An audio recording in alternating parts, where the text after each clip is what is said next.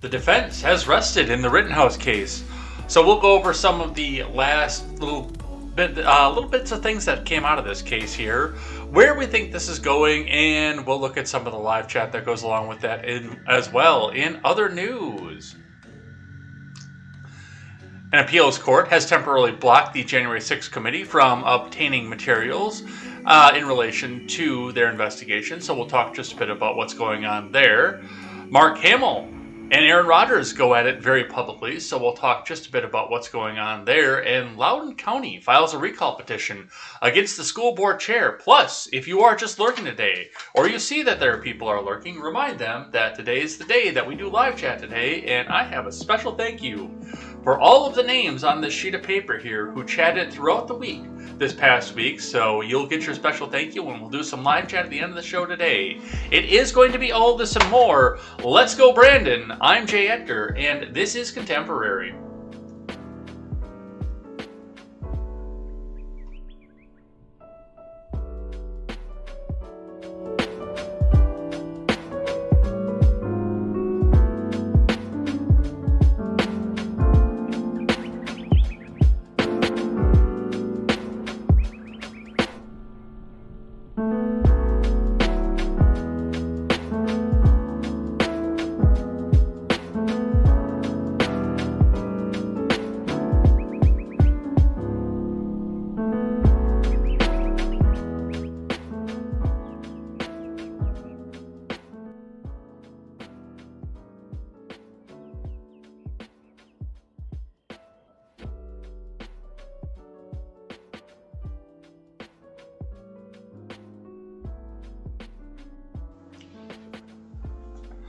Good morning, Edheads, and welcome to Contemporary. My name is Jay Edgar, and boy, oh boy, I say it all the time, but we have got a bunch of stuff to get to today. We might not get to everything that we've got to go through over the course of the day today, especially since I got a touch of a late start and then found out that the chat robot that comes over here and tells us and brings all the information together so you guys can chat with each other across platform, that also decided to kick me out, make me sign back in, and make me do a CAPTCHA while I was live on the air. But everything is working now. Everything is functioning right now. And we will talk about as much as we can get through today. I do hope we get through the commie fucking coof stuff. I know we're going to do the Rittenhouse stuff as we go along here. But, I mean, there is not as much information as there used to be. I listened to the entire testimony from yesterday. There weren't as many fireworks yesterday as there were before, as there were on other days.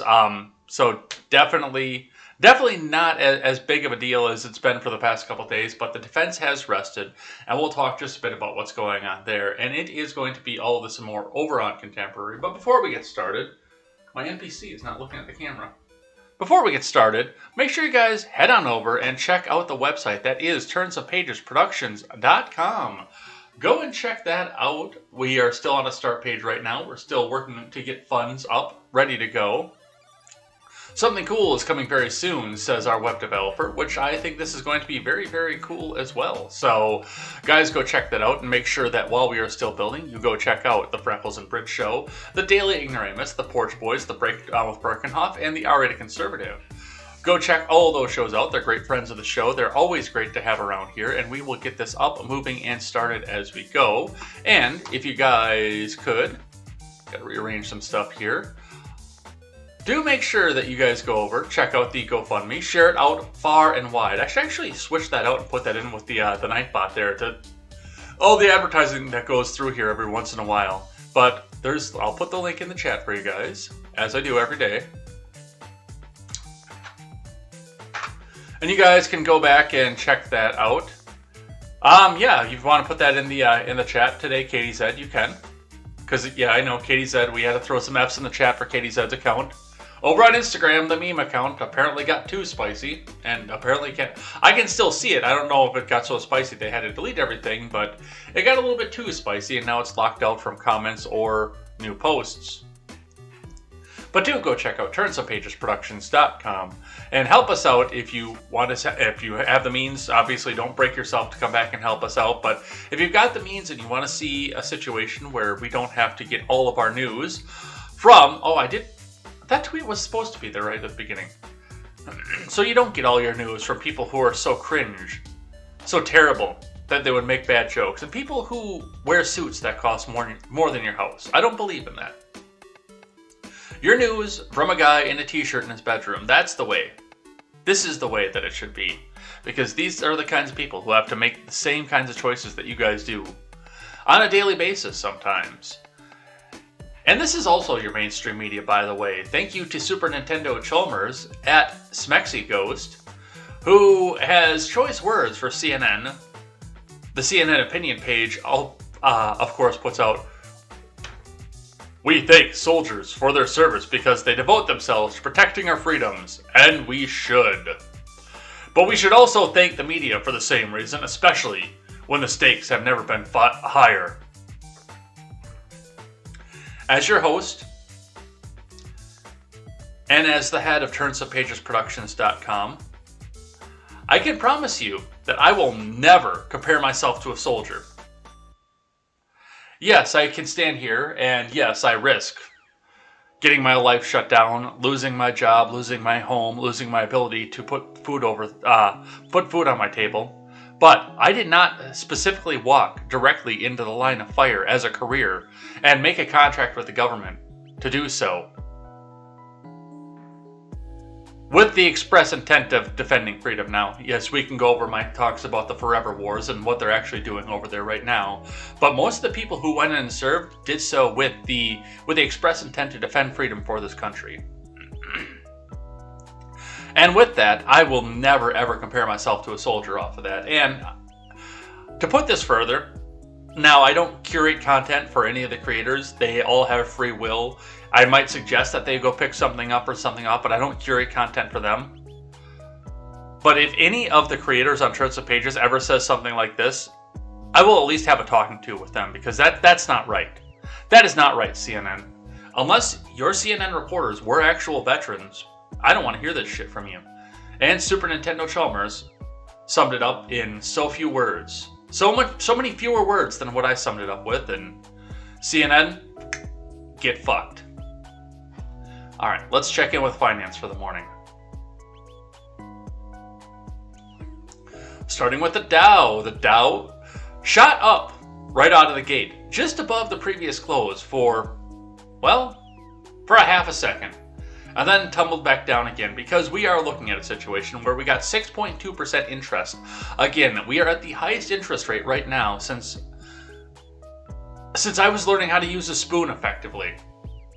30 years. No, 30 years I would have already been effective at using a spoon. I would have been in second grade. 30 years though. 30 years. This is the highest inflation we've had month over month, year over year for October. In 30 years, we have set another record. But it's transitory. Maybe wages are going up here. No, the investors are starting to look at this and they're starting to get spooked. They know something is the fuck up. And everybody else should start paying attention to the fact that there is something to fuck up too. And you, the most informed audience in all of podcasting and web hosting, already know that there's something to fuck up. But the rest of America is looking at this, and I mean, some of them are out there literally looking at numbers like this. You know, some of them are out there, "Oh, my Dow is better than ever."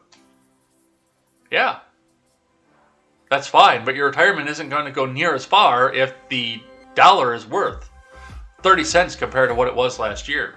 So yeah, hey, your Dow might look great. Your 401k might look great right now, but yeah, the inflation is going to be a kicker off of this, and the investors are starting to realize this. And even your smaller investors, the 401k users, the people who are being forced into retirement because they either don't want to stay in the workforce or there's nowhere else for them to go because they're not going to be vaccinated at this point. They're going to start living off that 401k, and some of that's going to have to get sold off. I don't know what's going to happen in the future. I can see some pointers going in both directions, especially if there's going to be honk with rich investors that are going to make sure that this looks back up so they get more people to come in and foolishly blow their money. But some of this has already got some people spooked. So we will see what happens with that. Looking in at your Bitcoin. Let's get a refresh on this and see what happened overnight. The Bitcoin is starting to tumble slightly, coming down to $63,560 US and 50 US cents. So then there could be some sell-off coming here as well as people are starting to realize what the inflation was. I would actually have expected Bitcoin to come up a little bit at this point because, yes, it glows in the dark. Yes, I understand that. But it's also a token that has a fixed amount and cannot be inflated. So, there's that as well. But we will see what happens with that and where that goes. Looking at your industrials, copper has come up, steel has come up, and aluminum has gone down.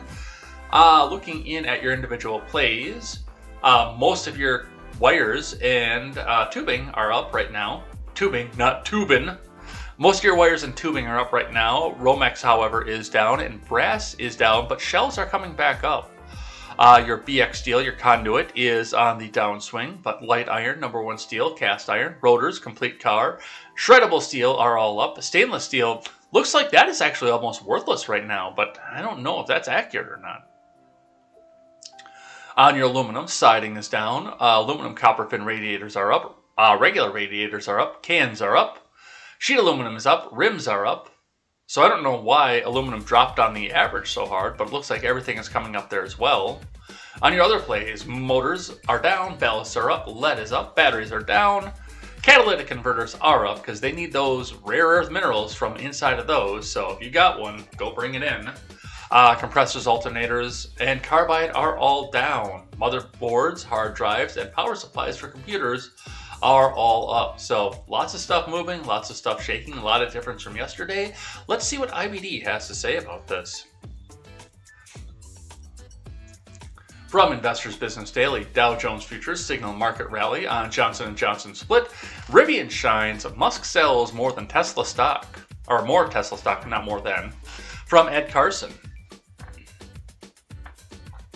Dow Jones Futures rose slightly Friday morning, along with S&P 500 Futures and NASDAQ Futures. Dow component Johnson & Johnson plans to split into two companies, sending Johnson & Johnson stock higher. Didn't it used to be three companies? Or I'm thinking, no, never mind, I'm thinking of GE. So everybody's splitting off here. Looks like maybe there might be some attempt to get some of these companies down to under 100 employees or get them smaller as well. The stock market rally was mixed on Thursday, but growth names generally improved after pulling back in the prior couple of days. Rivian Automotive jumped out after Wednesday's strong Rivian IPO debut. Several other EV and auto plays had strong gains Thursday, with XPeng approaching a buy point and IBD moving itself back to the top of the article. And GM definitively breaking out. Tesla edged lower on Thursday as it digests Elon Musk's initial Tesla stock sales, but held above a key value. I'm a little curious to see where Rivian goes, well, especially because it's Ford-backed, obviously. You guys know me. That blue oval, that has defined the major portion of my life. But also looking to see what happens with this and where this goes. Like we saw Tesla that jumped to astronomical numbers before Elon started talking about selling off millions and millions and millions in stock. We saw them jump to astronomical numbers when Hertz decided that they were going to buy an entire new fleet of Teslas and almost exclusively nothing else. Just Tesla. We saw that jump in with all the Amazon delivery vans that are being shoved around all around the country, being purchased by Amazon right now to do so. I have to wonder if this is going to be a flash in the pan and then it's going to either come back down hard and level off after all these vehicles are purchased, because the part sales isn't going to keep up with all the new vehicles, or if this is something that's going to be sustainable. I'm very curious about this Rivian thing and where that goes. It'll depend on, for the most part, the consumer market, not necessarily the Amazon market, but the Amazon market is going to make that blow up. XP EV stock looks set to open above a buy on Friday as EV stocks continue to do well. Tesla edged higher as Musk disclosed further Tesla sales. Meanwhile, beware buying hot trendy stocks that look like bargains. Upstart Holdings had a monster run in 2021 but gapped down Wednesday following earnings. Upstart came off opening lows that day but fell backwards towards them on Thursday. Overall, it's a good time to sit on, not out, the market rally. What market rally? Don't feel compelled to trade. Tesla is on the IBD leaderboard and the IBD 50. Johnson & Johnson will become two companies. One will include prescription drugs and medical devices. The other will concentrate on consumer products such as Band-Aid bandages and Listerine. I thought that was already a thing.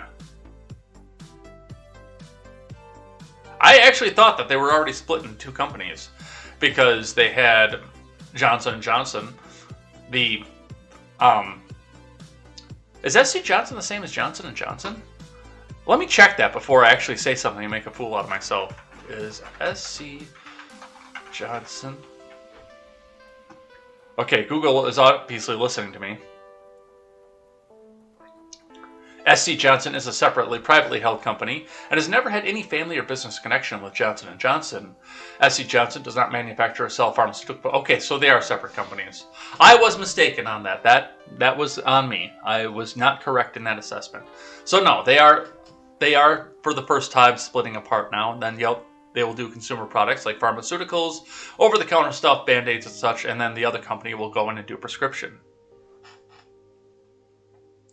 The consumer-focused firm will retain all liability from lawsuits that older versions of the baby powder cause cancer. So this is a split to keep people from thinking, oh, the Johnson & Johnson vaccine might not be the right thing to do.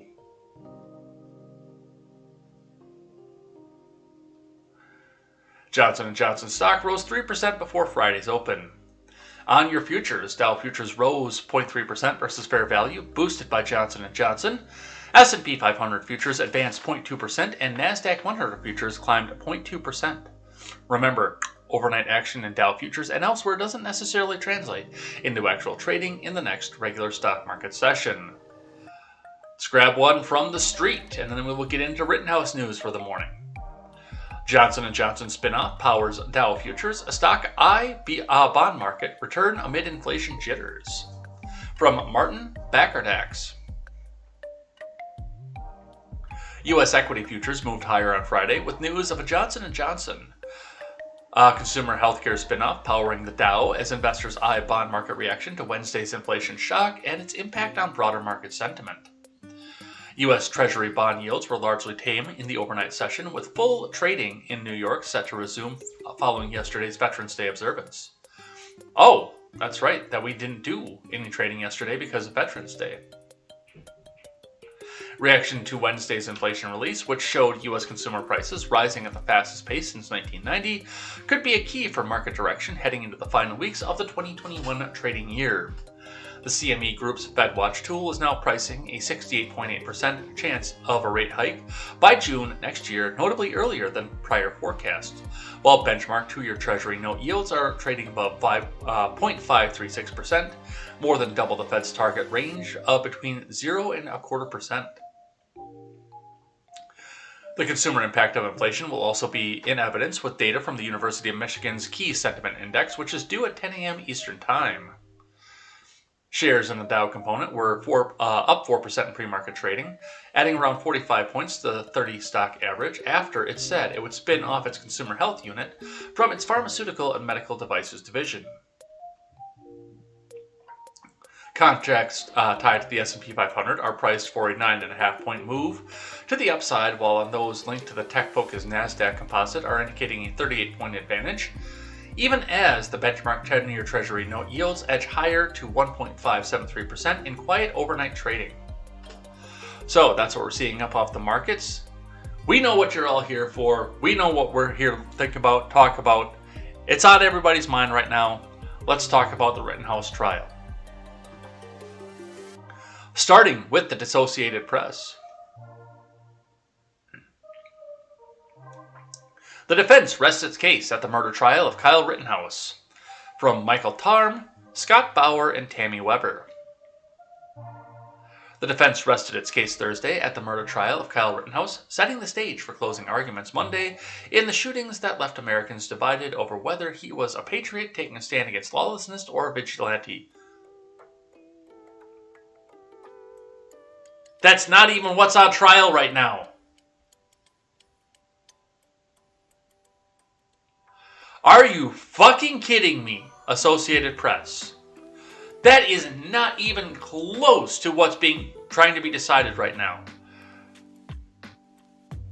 Americans are divided over whether or not he would have lost his life had he continued or not had his firearm with him at the time, or whether he was the aggressor in this. That's what they're divided over, not because they're lawless or vigilante. What the fuck? Dude, are you serious?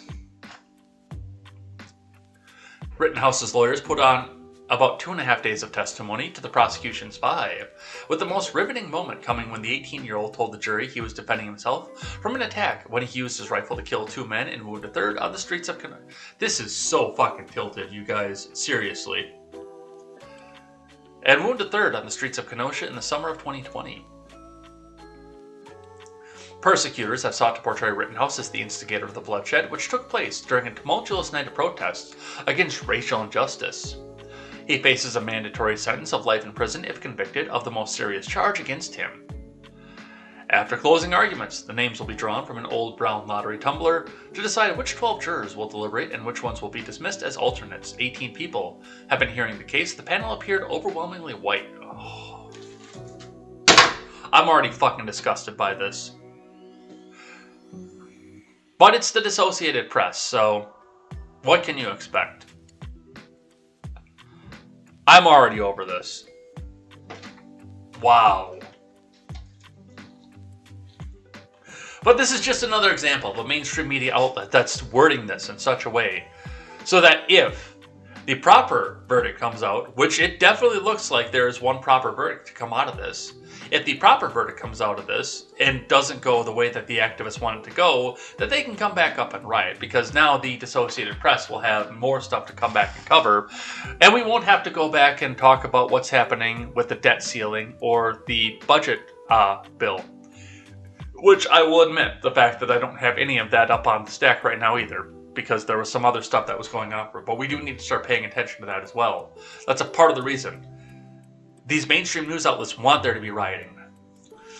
I don't think that even the well, we'll look at some of this here. An op-ed, of course, but we'll look at some of this here where these mainstream outlets don't believe that this is going to go in the activists' favor. The protests in Kenosha were set off by the wounding of Jacob Blake, a black man, by a white police officer. Rittenhouse, then 17, went to Kenosha from his home in Antioch, Illinois, with a rifle and a medical kit. And what the former police and fire youth cadets said, and there it is too, this is the other side of this where they're trying to do this. Of course they're going to protect him. He wanted to be a police officer. Said was an effort to protect property from rioters and set fires and ransack businesses. After rioters set fires and ransacked businesses on a previous night. Rittenhouse fatally shot Rosenbaum, 36, in an initial confrontation, and just moments later shot and killed Anthony Huber and wounded Gaige Grosskreutz, 27. Rittenhouse is white, as were those that he shot.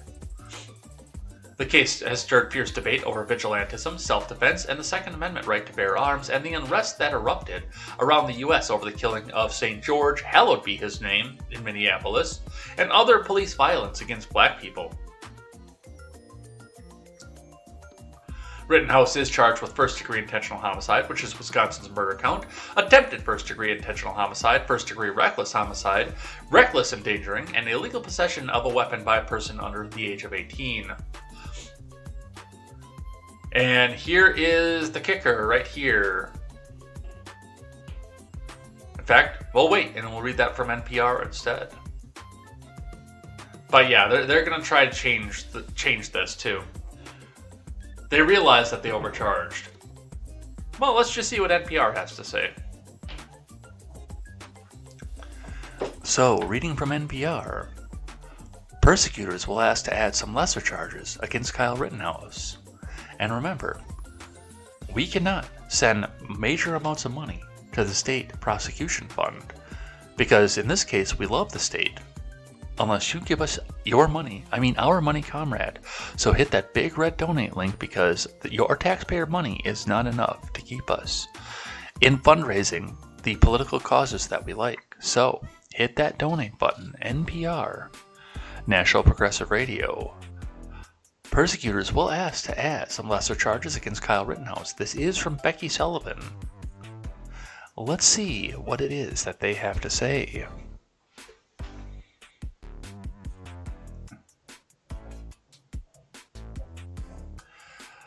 Persecutors indicated in court Thursday that they plan to submit additional charges in the homicide trial of Kyle Rittenhouse, the 18-year-old who shot and killed 2 protesters last year at the chaotic demonstration in Wisconsin.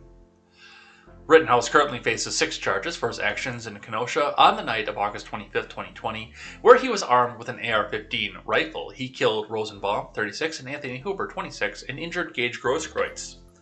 His charges include 3 homicide-related charges: first-degree reckless for killing Rosenbaum, first-degree intentional for killing Huber. That's gonna fucking fall over. And first-degree attempted intentional homicide for shooting Gaige Grosskreutz. Rittenhouse has pled not guilty to all counts. Now, prosecutors say they plan to ask the judge to allow the jury to consider lesser versions of at least 2 of those charges, those related to the shootings of Huber and Grosskreutz. Lesser charges could include reckless homicide rather than intentional homicide, or second degree rather than first degree. Different charges have different requirements, some of which may fit better with the prosecution's case, legal experts say. No shit, Sherlock! From the beginning, when I knew that the charges were intentional and reckless homicide, from the beginning when I knew what the charges were, when they were first degree, in every single charge, I knew that this was overcharged. And there was no way, even with the most sympathetic of juries, unless you had a BLM guy, which I'm sure that a lot of this was, a guy that sat up there and said,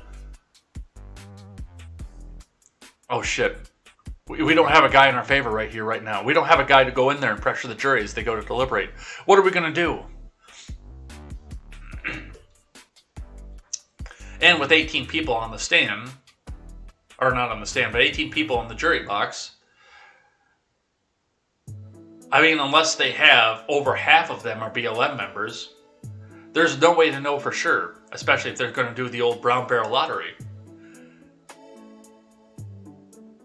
that these people are going, that they're going to get the jury makeup that they want. So they're coming back to try, no, let's do something else. We overcharged. We're the state, we overcharged. Let's do something else. No, the time to do that was during plea bargaining. But you couldn't plea bargain this one out. Do you know why?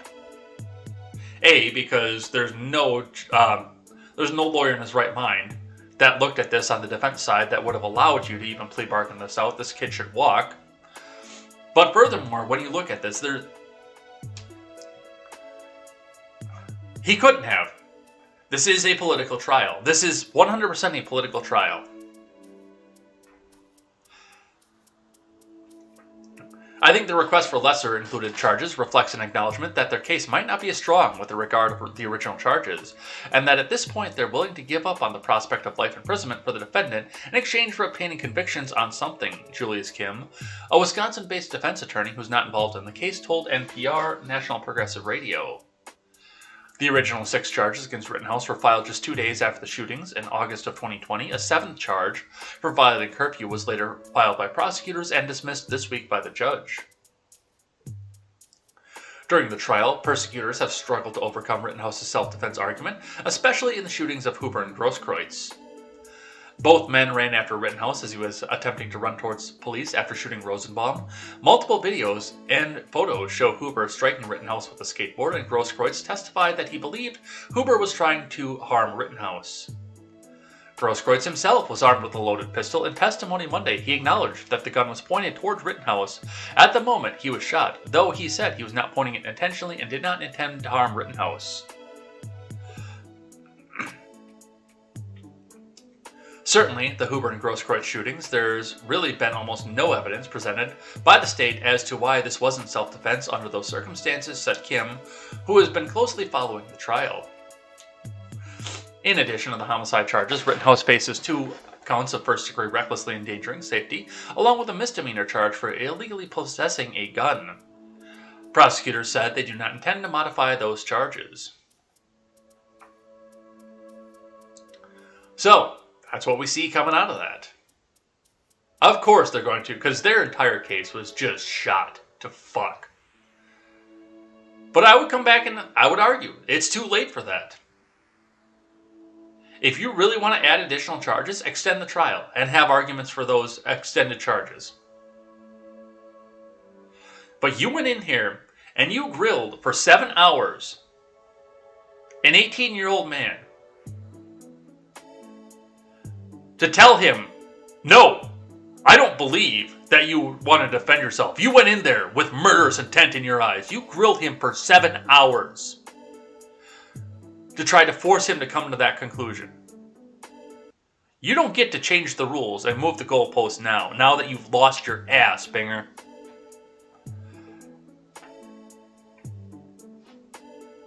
Alright, let's grab one from the Daily Wire. Watch. Man who admitted to pointing a gun at Rittenhouse derides teen for crying on stand like a child. From Amanda Prestigiacomo.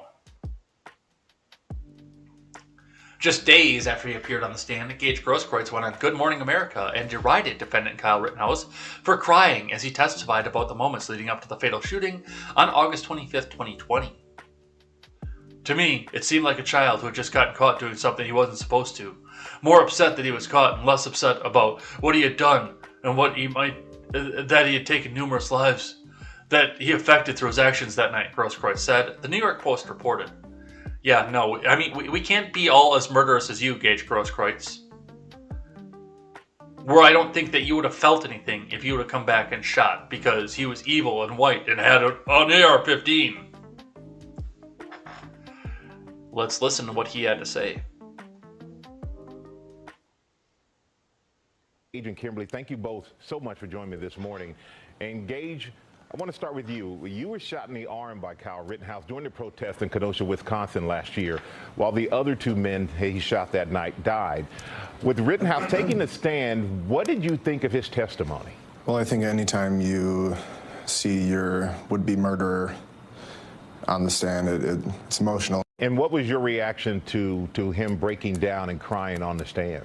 To me, it seemed like a child who had just gotten caught doing something that he wasn't supposed to. More upset that he was caught and less upset about what he had done and what he had taken and the numerous lives that he affected through his actions that night.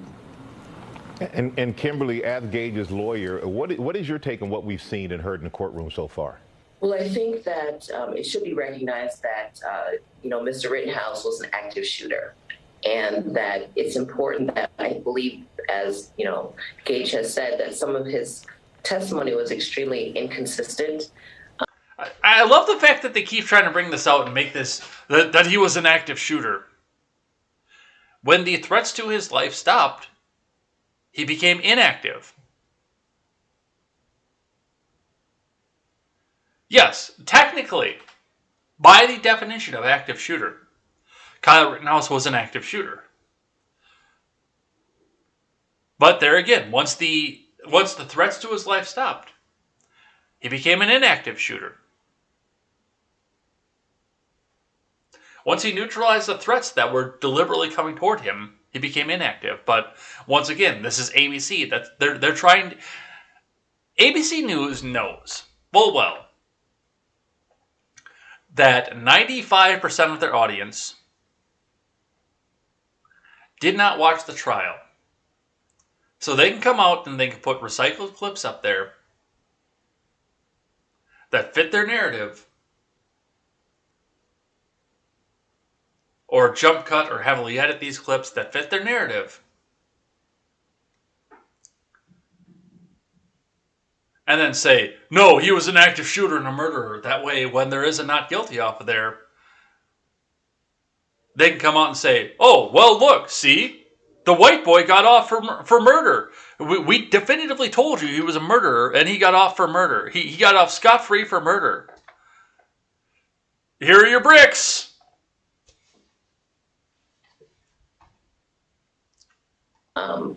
He was not, I believe, in imminent fear of danger for his own life. Gaige acted and he was not threatening Mr. Rittenhouse. Mr. Rittenhouse rewrapped his gun with Gaige. And I think that's really, really important that, people need to pay attention to the inconsistent statements from the active shooter or the defendant, Rittenhouse.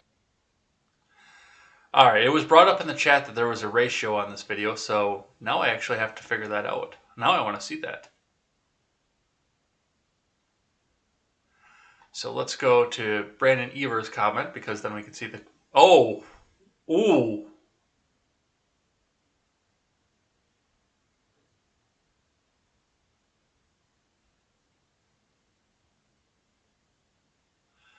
That is painful.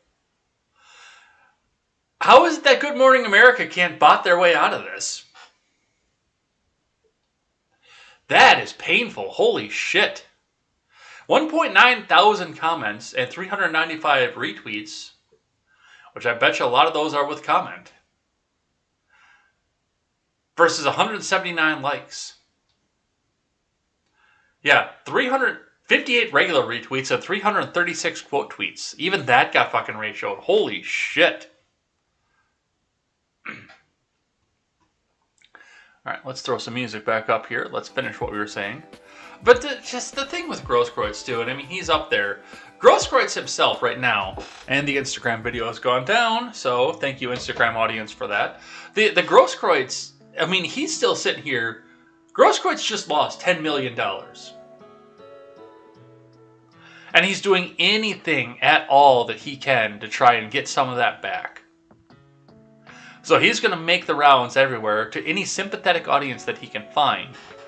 And come out and say, oh, no, I was in fear of my life. But the moment that he looked out and said, no, Rittenhouse didn't fire until I pointed the gun at him, his $10 million lawsuit was over. It was done.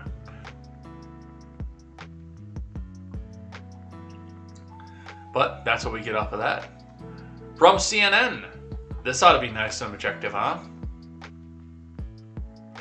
Judge in Kyle Rittenhouse trial makes inappropriate Asian food joke. From Nicole Chavez. The judge presiding over the homicide trial of Kyle Rittenhouse confused observers after making a strange and off-color joke inside the courtroom on Thursday. I hope Asian food isn't coming. Isn't on one of those boats from Long Beach Harbor? Said Kenosha County Circuit Court Judge Bruce Schrader as the court was preparing to take a lunch break. Schrader, the longest-serving active judge in Wisconsin trial courts, appeared to be referring to the supply chain backlogs caused by congestion problems in California ports. But his comments were offensive and perceived as anti-Asian by some, and placing blame on Asian people for a large-scale event. Really? Why? He just said that he was hoping that the ingredients hadn't been sitting out on the ships. It harms our community and puts us in the crosshairs of microaggressions as well as actual physical violence, said John Yang, President and Executive Director of Asian Americans Advancing Justice. Yang said it's clear that the judge doesn't have cultural sensitivity. His remarks were meant to denigrate or minimize Asian... Oh my god.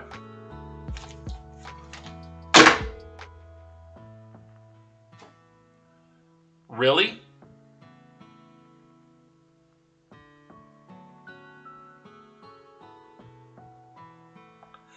I can't believe this timeline that we're in.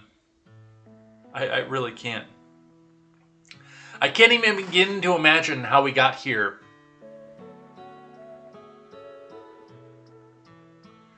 What time warp did we hit?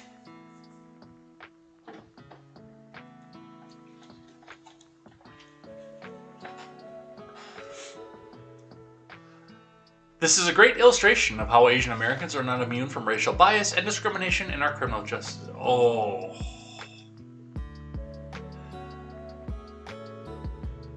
And others just called the comment racist.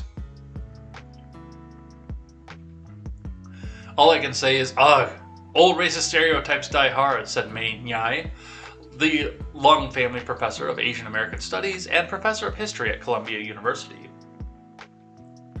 Schrader's comments came a week after a juror was dismissed over a joke about the police shooting of Jacob Blake, which prosecutors said suggested some sort of racial bias.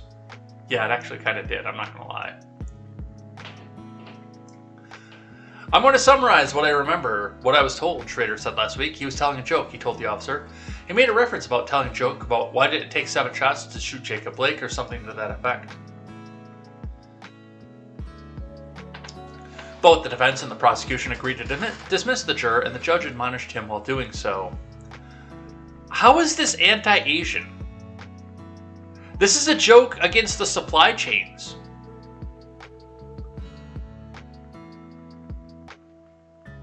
What is wrong with this world, you guys? No question, your phone isn't being retarded. It's the people that are looking at this and finding any reason that they can to come say racial bias, which I know that's what they're doing. Everybody knows that's what they're doing. Hell, even bacteria on fucking Mars with a long enough telescope know that's what they're doing. They're digging for a mistrial. I wonder if we can watch that video. Oops, this is the one I want. A strange and offensive joke inside the courtroom today. I want you to listen to what Judge Bruce Schroeder said as the court was preparing to take a lunch break. Let's hope for 1 o'clock. I don't know. Hope the Asian food isn't coming. Isn't on one of those boats in Long Beach Harbor. So he appears to be referring to the supply chain backlogs caused by congestion problems in California ports. But his comments were offensive and perceived as anti-Asian by some and as placing blame on Asian people for a catastrophic event happening in this country. Why? It's domestic government policy that's causing the shortages. Why would this be an anti-Asian sentiment? Oh, I know, because you're looking and reaching for a mistrial. That's why. Fuck you, Don Lemon. From the Daily Wire. Democrat defense Rittenhouse slams political left's reaction to judge. They hate America. I'm not going to bring the music back up just yet because we're going to listen to Tulsi Gabbard in just a second. Former Democratic presidential candidate Tulsi Gabbard defended Kyle Rittenhouse and slammed the political left during an interview on Thursday evening over their reaction to the judge in the case. We remember very clearly that immediately after this incident, this tragedy occurred with Kyle Rittenhouse. The mainstream media, pro-Antifa politicians, were very quick to say this kid was a white supremacist. Terrorist, Gabbard told Lawrence Jones III on Fox News Primetime. Let's go listen. Here to respond, Tulsi Gabbard, former Hawaii Congresswoman and a former presidential candidate. Congresswoman, thank you so much for joining us tonight. Thank you. I've been following you on Twitter and some of your public comments. Part of the most concerning thing that I've been seeing from the media is that they don't remember that time, apparently, or they have amnesia. People didn't feel safe. And I'm not advocating for vigilante justice, but when government doesn't do its job, people step up to protect themselves. That's exactly right. And I would not assume that they have amnesia, because when you think back to that time, we remember very clearly that immediately after this incident, this tragedy occurred with Kyle Rittenhouse, the mainstream media, pro-Antifa politicians were very quick to say this kid is a white supremacist terrorist. And so even at that time, in the midst of all of that chaos, there was no interest in saying, hey, you know what, this is a tragedy. The crisis that the city is facing is a tragedy. Let's actually wait and follow the evidence and let this work itself through our judicial system. The government absolutely failed to fulfill this most basic responsibility of keeping their community safe. Kyle Rittenhouse shouldn't have gone and done what he did. But as you said, he's a foolish kid who, like others in the community, felt like they had no other choice but to step up and to try to do their part to keep people safe. Congresswoman, I have a problem with the inconsistency that I see from the left and people that claim to be civil libertarians that wanted to fight for the rights of the people. If you agree that the state shouldn't have the knee on someone's neck and kill them, then how could you support the state intentionally targeting a young man that it shows in the video that is self-defense? It shows on the witness stand, the own prosecution's witness admitted that he aimed his gun at him first. This is the problem here, right? Is that there is no care or interest in evidence or the facts or justice. Really, it's about politics. It's about, hey, are you one of us or are you one of them? Are you on our team or are you the quote unquote enemy? And as we've seen in this example and others, if you're not on our team, then you are a racist, you're a white supremacist, you're a terrorist. And they levy out these allegations really without care, again, for the evidence, facts, or the consequences. And Lawrence hit the nail right on the head with that too, by the way. They're in the situation right now where that's exactly what it is. These same people who are saying that this kid should have waited for the police, and, well, yes, they're out there saying that he shouldn't have been there. But, I mean, the same people who are saying that the prosecution is doing everything well, the state is doing everything amazingly. And it's not just the civil libertarians either, by the way. It is, I mean, a lot of what we're looking at here is people who were out there marching in the streets, admonishing the criminal justice system and the state, who are now cheering on the criminal justice system and the state because it's going after somebody that they don't like. Lawrence hit that right on the head. Absolutely. I didn't watch this video prior to this, but yeah, Lawrence Jones said absolutely correctly. It is a team sports thing. And that's one of the things that I tweeted this out and I said, during the Rittenhouse testimony, I tweeted it out, that I hope the leftoid crowd, the get your knee off my neck crowd, pays attention. Because this is how, not even just that, but I mean, I hope everybody pays attention because this is how the get your knee off my neck crowd wants to try everybody in this country that they don't like. A slap on the wrist for the people that they do like or the people they can potentially get sympathy votes for. And people like Rittenhouse, who was able to protect himself. This is how they want to try the rest of us. It's the same thing when it comes to the January 6th Selfie Fest. They love those police officers, but they hate the ones like Chauvin and Shesky.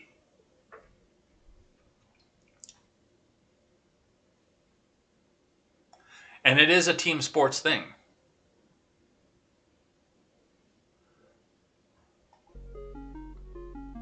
All right, Ars Technica. More painful stuff, because that was, of course, the vast majority of yesterday's testimony, at least in the morning. You shall not pinch to zoom. Rittenhouse trial judge disallows basic iPad feature. From John Brodkin. When Kenosha County prosecutor Thomas Binger cross-examined murder suspect Kyle Rittenhouse yesterday, he wanted to show Rittenhouse video on an iPad and use touchscreen feature that phone tablet owners around the world use every day, pinch to zoom. Judge Bruce Schrader's ruling, you shall not pinch. Schrader prevented Binger from pinching and zooming after Rittenhouse's defense attorney, Mark Richards, claimed that when a user zooms on the video, Apple's iPad programming creates what it thinks is there, not what is necessarily there. Richards provided no evidence for this claim and admitted he doesn't understand how the pinch to zoom feature works, but the judge decided the burden was on the prosecution to prove that zooming in doesn't add new images to the video. When Binger proceeded with his cross-examination, he used a Windows PC connected to a TV instead of an iPad to display drone footage from August 25th, 2020, the night of the fatal shooting in Wisconsin, while the TV screen seemed to provide an acceptable alternative to Binger's preferred method of zooming in on an iPad. Rittenhouse testified that he couldn't tell what was happening in the video in response to some of the prosecutor's question. Yeah, we watched that live. I couldn't figure out what was going on in that video. All I saw was a little white blob. And possibly the most boomer moment of the entire trial. Man, oh man, oh man.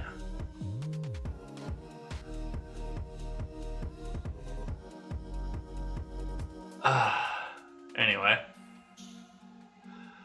So I brought this opinion piece from the USA Today because I do want to point out how some of the more leftward outlets are looking at this right now. And it goes back to what we saw with the NPR article. A lot of people know right now that there is no way that this is going to be tried and convicted as charged. The prosecutor knows it. He knows full well. And that shows weakness too, by the way, because he knows full well that he doesn't have a fucking case. So now he's trying to punt and trying to get something else instead.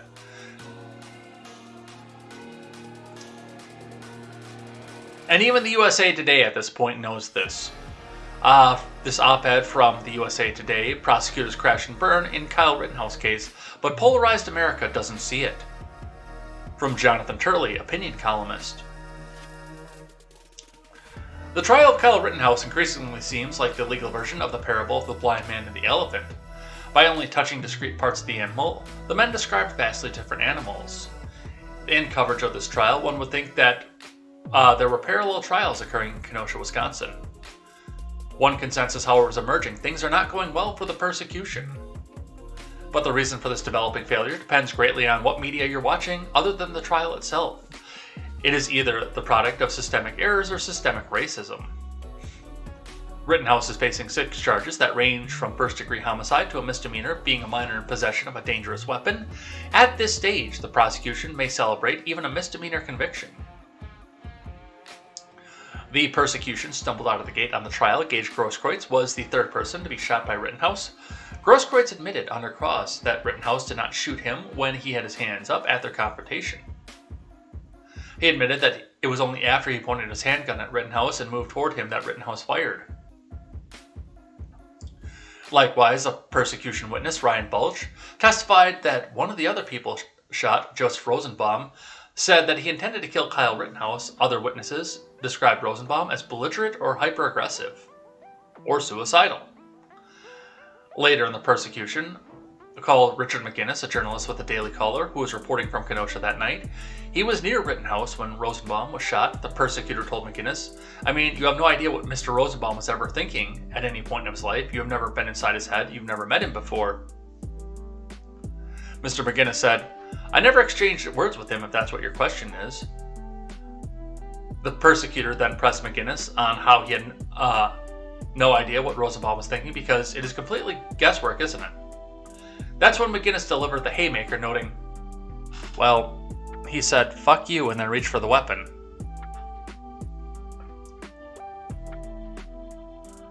The persecution's own medical expert, Dr. Doug Kelly, appeared to confirm that the forensics evidence of soot injuries on Rosenbaum's hand could be consistent with Rosenbaum trying to grab the barrel of Rittenhouse's rifle when the gun was fired. It got worse from there, including a glaring constitutional violation by the persecution when Binger began his cross of Rittenhouse by commenting on the decision to remain silent. The judge correctly told on the persecutors. Any first-year law student knows that you cannot comment on the silence of a Mirandized defendant after an arrest under the 5th Amendment, let alone ignore a court order. Fuck, I never went to law school and I know that. Even without the unforced errors by the prosecution, there was always a difficult case. Wisconsin has strong self-defense standard. After a defendant claims to have acted to repel a threat, the burden is on the prosecution to rebut that claim beyond a reasonable doubt. Instead, the persecution prompted its own witnesses to create layers of doubt in the case. In doing so, it seems to have reduced the range of possibilities to somewhere between a hung jury and an outright acquittal on the major charges. The problem is that many people may be unaware that this case is collapsing due to such evidentiary or tactical failures. Any hung jury or acquittal will come as a shock, and the level of outrage is likely to be greater. This case began with violent rioting in Kenosha, and the news coverage is fueling the danger of renewed violence. That's the plan. I'm increasingly believing that's the plan. It's even worse that some coverage has dismissed the trial as an exhibition of raw racism. Some have criticized Judge Schrader, have reinforced long-standing constitutional principles, and defended the core constitutional right of the defendant against self-incrimination. Tiffany Cross advocated for Schrader's removal and called on columnist Elie Mystal to discuss the matter. Mystal, who stated earlier this month that white, non-college educated voters supported Republicans in the 2021 races in part because they care about using their guns on black people and getting away with it, not surprisingly has written that this trial is a sham. Joy Reid also attacked the trial and suggested that Rittenhouse's emotional breakdown on the stand was fraudulent. Her guest, MSDNC legal analyst and Georgetown law professor Paul Butler concurred and called it the greatest performance of his life. Butler declared that Rittenhouse was very well prepared by his defense attorneys to disrupt his image as a trigger-happy vigilante who went on a shooting rampage at a Black Lives Matter protest. Butler, who has written that black jurors should use jury nullification to refuse to convict black defendants in drug cases. Well, no, that's everybody. Everybody should use jury nullifications to refuse to convict all defendants in drug cases. Insisted in a previous appearance that an acquittal would fuel future violence by white people. Reed added Wednesday, if you want to know why critical race theory exists, the actual law school theory that emphasizes supposedly colorblind laws in America is often still have racially discriminatory outcomes, then look no further than the trial of Kyle Rittenhouse. So yeah, that's exactly right too. And I mean, when you're seeing something like this, and I don't know anything about Jonathan Turley, where he stands off of this, but if this is being published in the USA Today, that means the leftoids know that, at least the ones who paid attention to this know that there is nothing that the prosecution can do right now. But yes, that, as we saw, and as we're about to see in the next tweet, which also got massively ratioed, by the way, the people who didn't pay attention to the trial, there was a person in my mentions, I'm going to see if I can find it here while we're looking at this next picture here, but there was a person in my mentions who legitimately came out and said, I'm not even going to bother to watch the trial. And this is a person who's arguing for the fact that the trial was a sham. And when confronted on the fact that she needed to go watch the trial, she said, I'm not even going to watch a trial. That's the outcome is already decided before the trial even started. And it's that willful ignorance. They don't want the facts. They just want the white people to be bad.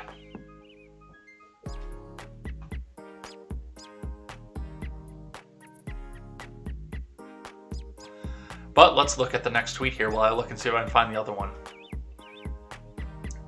Audrey, AJYKX, says, hashtag Kenosha shooting, hashtag fact check. If Anthony Hoover and Joseph Rosenbaum did not intervene, 17-year-old far-right Kyle Rittenhouse would have killed more people. Taking an assault rifle heading to a crowd of anti-fascists and black people is not to be taken lightly. They saved people. And I'm going to let you enjoy that image while I go and look for something real quick.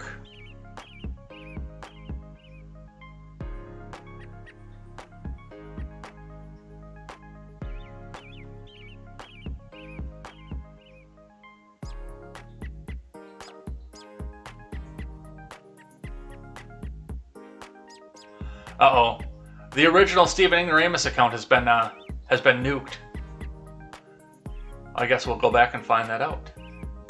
We'll probably do some of that afterwards. Let me see if I can find this one, though. Or the one I'm looking for.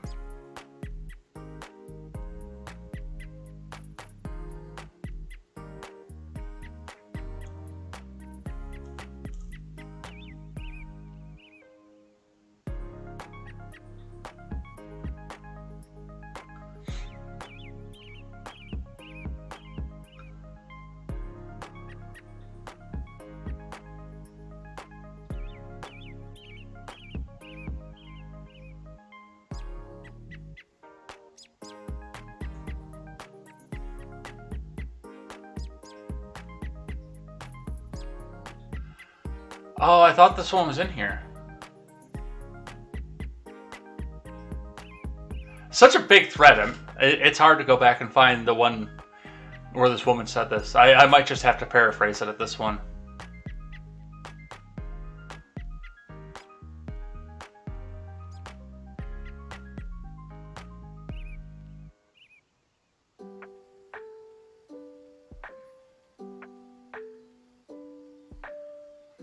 She might have deleted it too. It might have been deleted, that's why. Because that one was egregious. But it was, yeah, I'm not even going to name the name if she went out and deleted it. But yeah, it does look like this was, well, yeah, she came right out and said, no, I'm not, because that was one of the arguments that was going on with it. And I accidentally, for some stupid reason, commented on the thread at some point. And then I got 10,000 notifications from the damn thing. Because the two of them kept going back and forth. But yeah, I mean, there are people out there who are willfully saying, no, I'm not going to go watch this trial. Because it's already decided. Well, go watch the trial. realize what's actually happening here, what evidence is being presented. But that might fuck with their, that might change their worldview. We can't have that.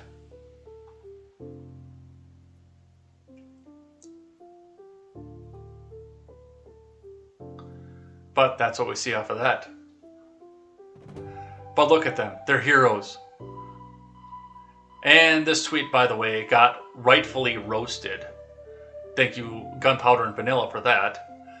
1.5 thousand comments, 442 retweets to 22 likes. And in the retweet, 31 regular retweets and 411 quote tweets. This person got rightfully roasted.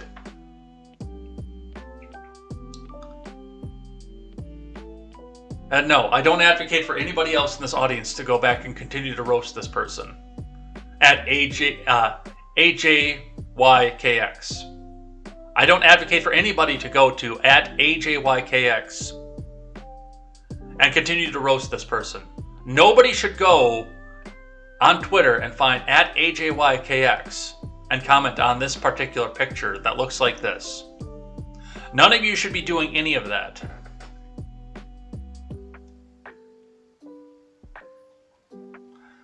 From the Daily Wire, Rittenhouse spokesman slams Biden for ad implying teen was a white supremacist. From Amanda Prestigiacomo, David Hancock, a spokesman for Kyle Rittenhouse, slammed President Biden on Tuesday over an ad posted while running for president that falsely implies that Rittenhouse was a white supremacist. Don't forget, the candidate for U.S. presidency himself last year, prior to the election, called Rittenhouse a white supremacist, Hancock told Fox News host Laura Ingraham. Joe Biden called him a white supremacist. That is appalling. I can't even argue how wrong that is. The Daily Wire's Ash Shao reported on the Biden ad in question in September of 2020. Democrat presidential candidate Biden released a digital ad on his official Twitter account that included President Trump's debate remark about white supremacists. As the debate transcript plays, images of Charlottesville, Virginia are shown 37 seconds into the ad as debate moderator Chris Wallace is discussing white supremacy and mentions Kenosha, Wisconsin. An image of 17-year-old Kyle Rittenhouse is displayed. Biden's tweet explains there's no other way to put it. The President of the United States refused to disavow white supremacists on the debate stage last night.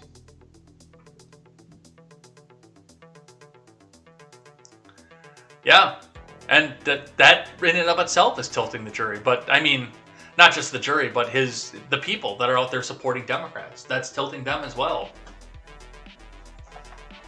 Hey, your gas prices, man. I did that.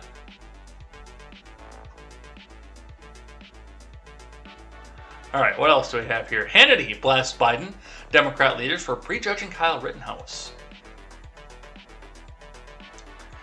In his opening monologue on Thursday, Sean Hannity called out several Democratic Party and mainstream media figures for either declaring Kenosha shooting suspect Kyle Rittenhouse a white supremacist or forcefully prejudging him guilty of all charges, depending on the critic. Rittenhouse is on trial for incidents during the 2020 St. Jacob, hallowed be his name, riots in southern Wisconsin City, wherein the then minor shot 3 men, 2 fatally, in what he claims is self-defense. In a 2020 presidential campaign video released by then-candidate Biden, a montage of events including the violent Charlottesville protest, as well as an image of Rittenhouse amid cuts of riotous behavior in urban areas were superimposed over audio of Fox News Sunday anchor Chris Wallace asking President Trump if he would disavow white supremacists and militia groups. Let's watch. On Twitter.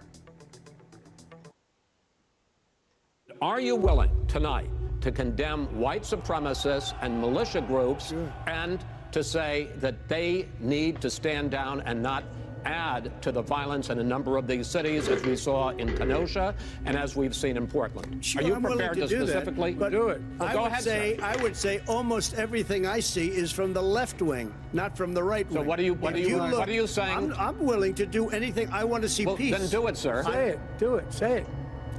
You want to call them? What do you want to call them? Give me a name. Give me a white name. Supremacists and white supremacists. Like me to condemn? White supremacists and right Proud Boys. Stand back and stand by.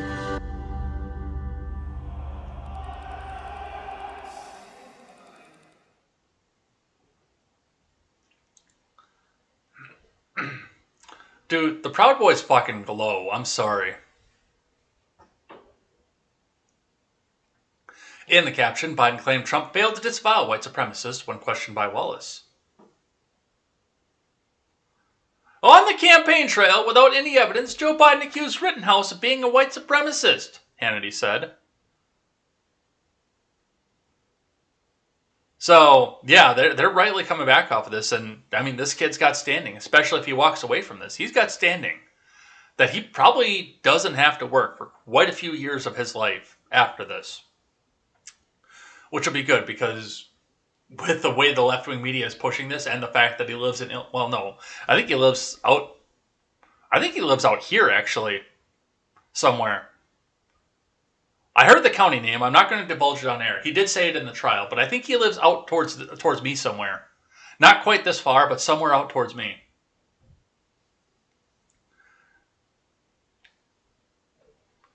But yeah, living in Illinois, yeah, this would be hard for him, definitely, to ever be able to work again. I wonder if he is out here somewhere. Well, he's in Kenosha now, but if he gets off on this, I want to see if I can get him in studio. Producer Pepe, make a note of that. All right, let's keep going. We got to shift gears here. We've got to move on and talk about stuff other than Rittenhouse, of which we have plenty.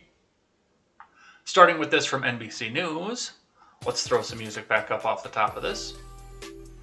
Appeals court temporarily blocks January 6th committee from obtaining Trump White House records. From Dara Gregorian, Daniel Barnes, and Pete Williams.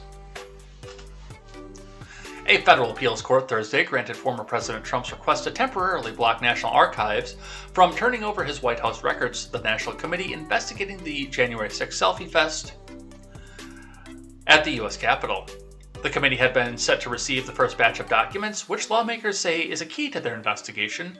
On Friday, the papers filed. Thursday, lawyers for Trump asked the U.S. Circuit Court of Appeals for the District of Columbia to temporarily delay the turnover and to maintain the status quo while they push ahead with an expedited appeal. In a brief unsigned order with no noted dissents, the three-judge panel of the appeals court granted Trump an administrative injunction late Thursday and set arguments for November 30th. That order was issued by Patricia Millett, Robert Wilkins, and Ketanji Brown Jackson, all of whom were appointed by Democratic presidents. Millett and Wilkins were appointed by former President Barack Obama. President Joe Biden appointed Jackson. Courts often issue such injunctions to allow more time to consider the underlying issues. The order was not a ruling on whether Trump or the House committee had stronger legal arguments. The purpose of this administrative injunction is to protect the court's jurisdiction to address appellants' claims of executive privilege and should not be construed in any way as a ruling on the merits, the judges wrote on Thursday. Trump, who has tried to claim executive privilege over the scores of memos, emails, and records of White House conversations and visits, contends that the records should be kept secret in perpetuity. Well, no, you've only got 20 years, of course. But yeah, they absolutely should. Now, should there be this much stuff that has government overreach? I think that's overreach on how much stuff is classified, of course, but you're also sitting in situations where there are top secret conversations, that there are intelligence conversations that many of the people on the January 6th Selfie Fest committee don't have access to because they don't have clearance for. But they know they have nothing on the Selfie Fest. That's another thing I can tell you right off with very, very little doubt in my mind is they know for a fact they have nothing on the Capitol Selfie Fest, and they are looking for absolutely anything that can leak out to the media ahead of 2024 to try and say, look, this man is evil, this man has done something wrong, here is some massive military intelligence that he irresponsibly put in here we got a hold of. Anything at all to take down Donald or anybody like him, anybody populistic like him. They don't have shit on the January Selfie Fest. But they'll keep throwing subpoenas around like they're fucking candy.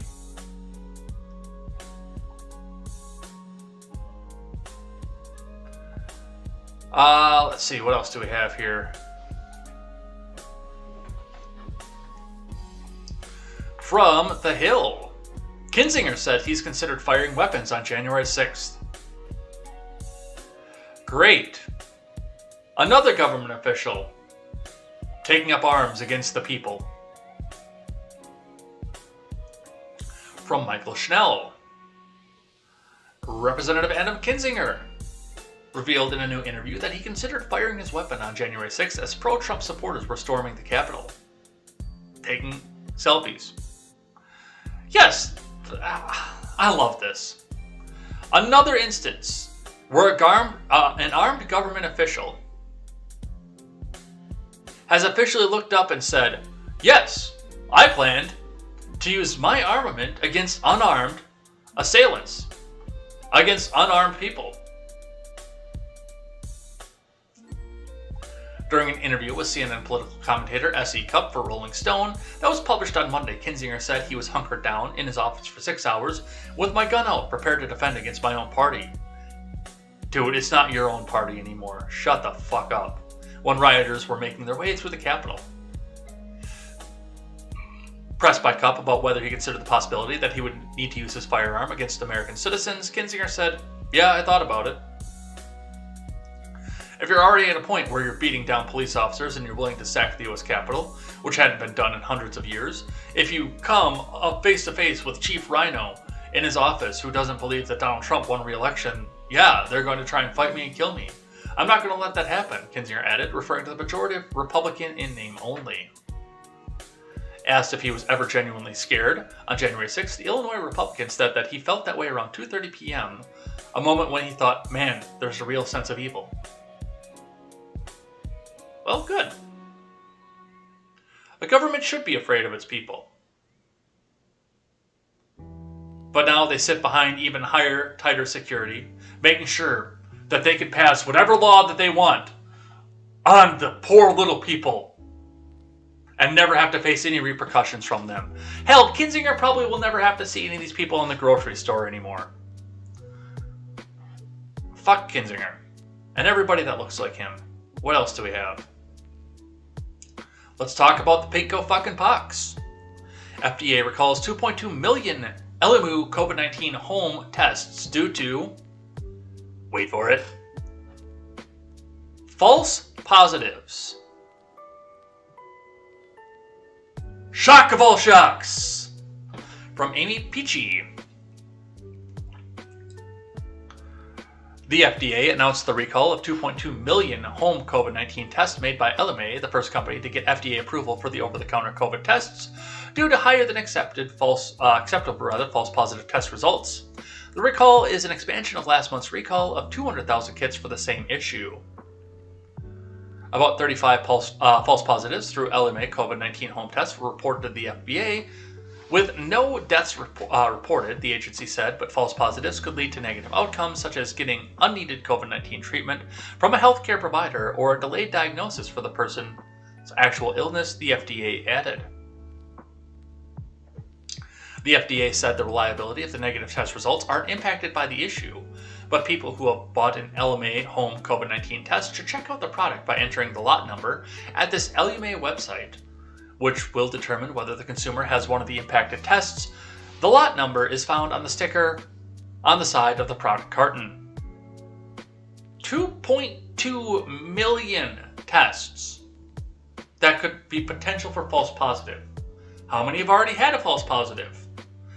How many of these tests were circling around when the news media was reporting breathlessly, if you go outside, you might get the coronavirus. You have to stay in your home forever. People are dying. 750,000 deaths. It's a tragedy. That poor man who slammed his motorcycle into the back of a semi at 70 miles an hour. He wasn't wearing a helmet. He died of the coronavirus. Don't you know?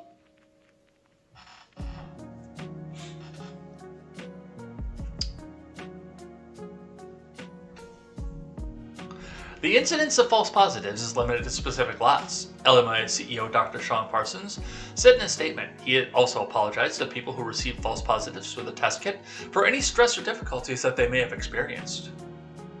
In a statement sent to CBS Money Watch, LMA said that it has identified the root cause of the problem and implanted additional controls. We're already producing and shipping new product to the US, it added.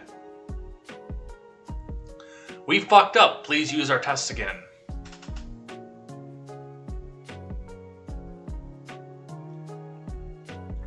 Moving on, from the Hill. Gene Simmons rips anti-vaxxers. If you're willing to walk among us unvaccinated, you are an enemy. Thank you, Dr. Love. From Judy Kurtz.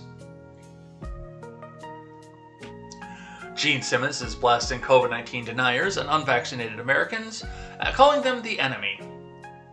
If you're willing to walk among us unvaccinated, you are the enemy, the KISS frontman said Wednesday in an interview on Talk Shop Live. I don't care about your political beliefs, the Rock and Roll All Night singer said while discussing canceling tour dates earlier this year when he and fellow bandmate Paul Stanley tested positive with so-called breakthrough cases of the coronavirus after being vaccinated, and a guitar tech for the group reportedly died. You are not allowed to infect anybody just because you think you've got rights and are delusional, Simmons, 72, said. You don't have the right to go through a red light. What is this? I'm actually a little curious about this. We'll probably put this on the stack for tomorrow. Or Monday, I should say. Kamala Harris, a 2024 problem for Biden and the Democrats. That's juicy. Let's talk about that on Monday.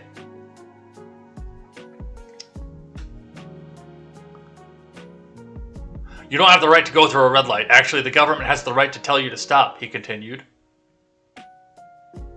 Tell me you know nothing about the Constitution. And if they tell you you can't smoke in a building, you can't smoke in a building. And that's not because they want to take away your rights. That's because the rest of us hate it. We don't want to smell your smoke. Wow. Gene Simmons has turned into quite the little bitch, hasn't he?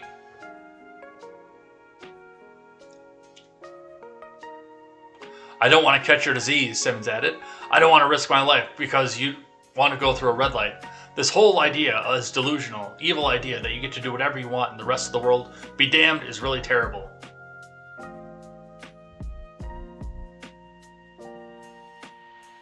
Well,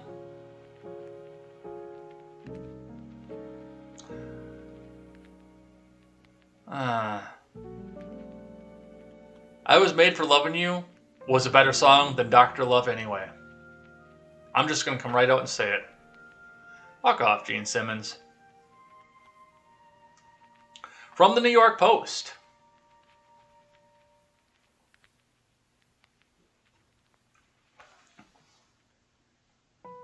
Mark Hamill rips Aaron Rodgers for wearing Star Wars sweatshirt. Luke Skywalker's got a bone to pick with Aaron Rodgers. One day after the Green Bay Packers quarterback appeared on the Pat McAfee show to acknowledge that he misled the public about his COVID-19 vaccination status, Star Wars actor Mark Hamill took a swipe at Rodgers on Twitter, chiding his choice of apparel for the interview. Of all the sweatshirts you could have worn, he had to take full responsibility in that one? Hamill retweeted on Wednesday, calling Rodgers' black Star Wars The Rise of Skywalker hoodie. Hamill appeared in the original Star Wars trilogy as the iconic Jedi. He also appeared in the franchise's latest installments, notably 2017 Star Wars The Last Jedi. The Rise of Skywalker was released 2 years later.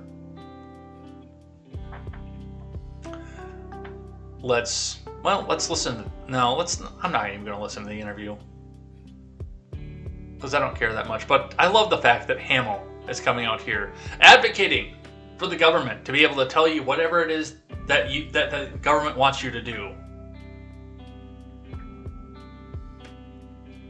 Mark Hamill, who played Luke Skywalker, the chief Jedi, who led the rebellion in the Galactic Civil War, is now siding with the Empire.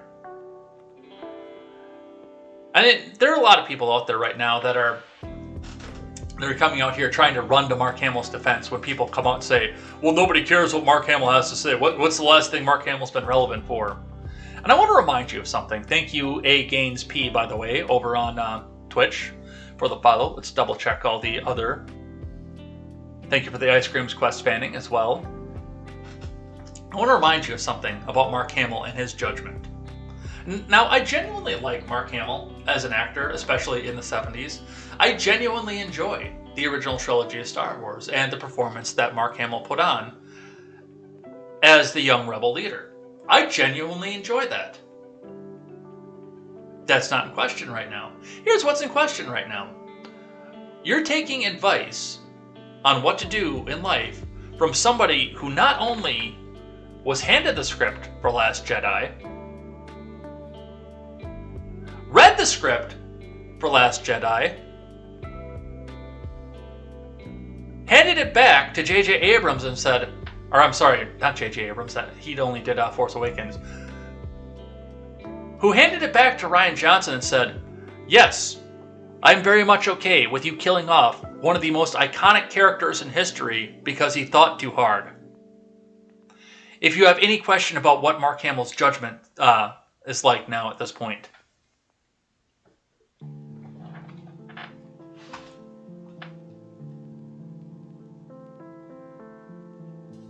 and yes, I do genuinely enjoy Mark Hamill's acting from the 70s and 80s. And he actually did a really, really good run. He was the Joker on animated Batman for like 20 years.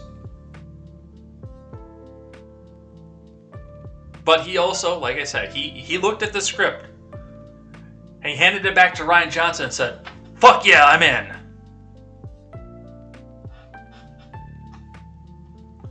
Syracuse.com. Let's talk about Cuomo for a little bit. AG Letitia James releases interview transcripts in Cuomo harassment probe.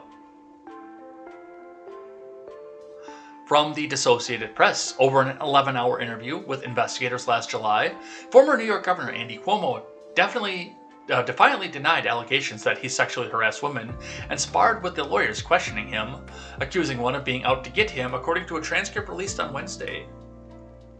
AG James made public hundreds of pages of transcripts and interviews conducted by two independent lawyers hired by her office during their months-long probe of sexual harassment allegations against Cuomo. In their interviews with investigators conducted over several months, the women accusing Cuomo of misconduct laid out the horror stories of working for a boss who made comments about women's looks and questions about sex and gave inappropriate touches and kisses. The transcripts covered interviews done with 10 of the women who accused Cuomo of misconduct, plus the interview that Cuomo himself gave on July 17th. Most of the allegations in Cuomo's defenses have been aired publicly before in interviews, news conferences, and a report published by James's office in August that sparked public outrage and pushed Cuomo to resign from office. But the transcripts offer a new level of detail on the allegations against Democrats and Cuomo's confrontational interview.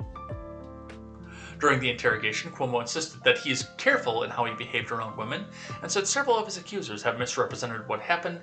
He also bristled a groping allegation made by his aide, Brittany Camiso, who said Cuomo had pulled her toward him and grabbed her breast while in the governor's mansion. So, the articles and everything is out. I have not read them yet. But that would definitely be an interesting read to see the transcripts of all this interview and what happened there. From The Blaze, we were not allowed to collaborate with our peers in the local health departments. Former New York Health Department official testifies in Cuomo sexual harassment probe. From Alex Nitzberg. Months after departing from office, disgraced former New York Governor Andy Cuomo is still facing scrutiny for his handling of the pinko fucking pox pandemic, as new materials are released from a sexual harassment investigation of the former investigator. Cuomo resigned from his post earlier in the year in the wake of the report that he conceded he sexually harassed multiple women, an allegation which he denied. I could get kits 1 and 2, $1.95 for free shipping of the Back to the Future DeLorean. I don't know what it is, though, if it's just a put-together model or what it is. Thank you, Glenn Beck, for blocking people who have ad blocker. Cuomo resigned from his post earlier this year in the wake of a report that concluded he had sexually harassed multiple women, an allegation which he denied. There's a lot that has now been put on the record as a result of AG investigation that doesn't relate to allegations of sexual harassment, but does relate to spiteful pandemic mismanagement, New York Times correspondent Maggie Haberman tweeted. Yeah, you remember the guy that got an Emmy for his handling of the coronavirus pandemic.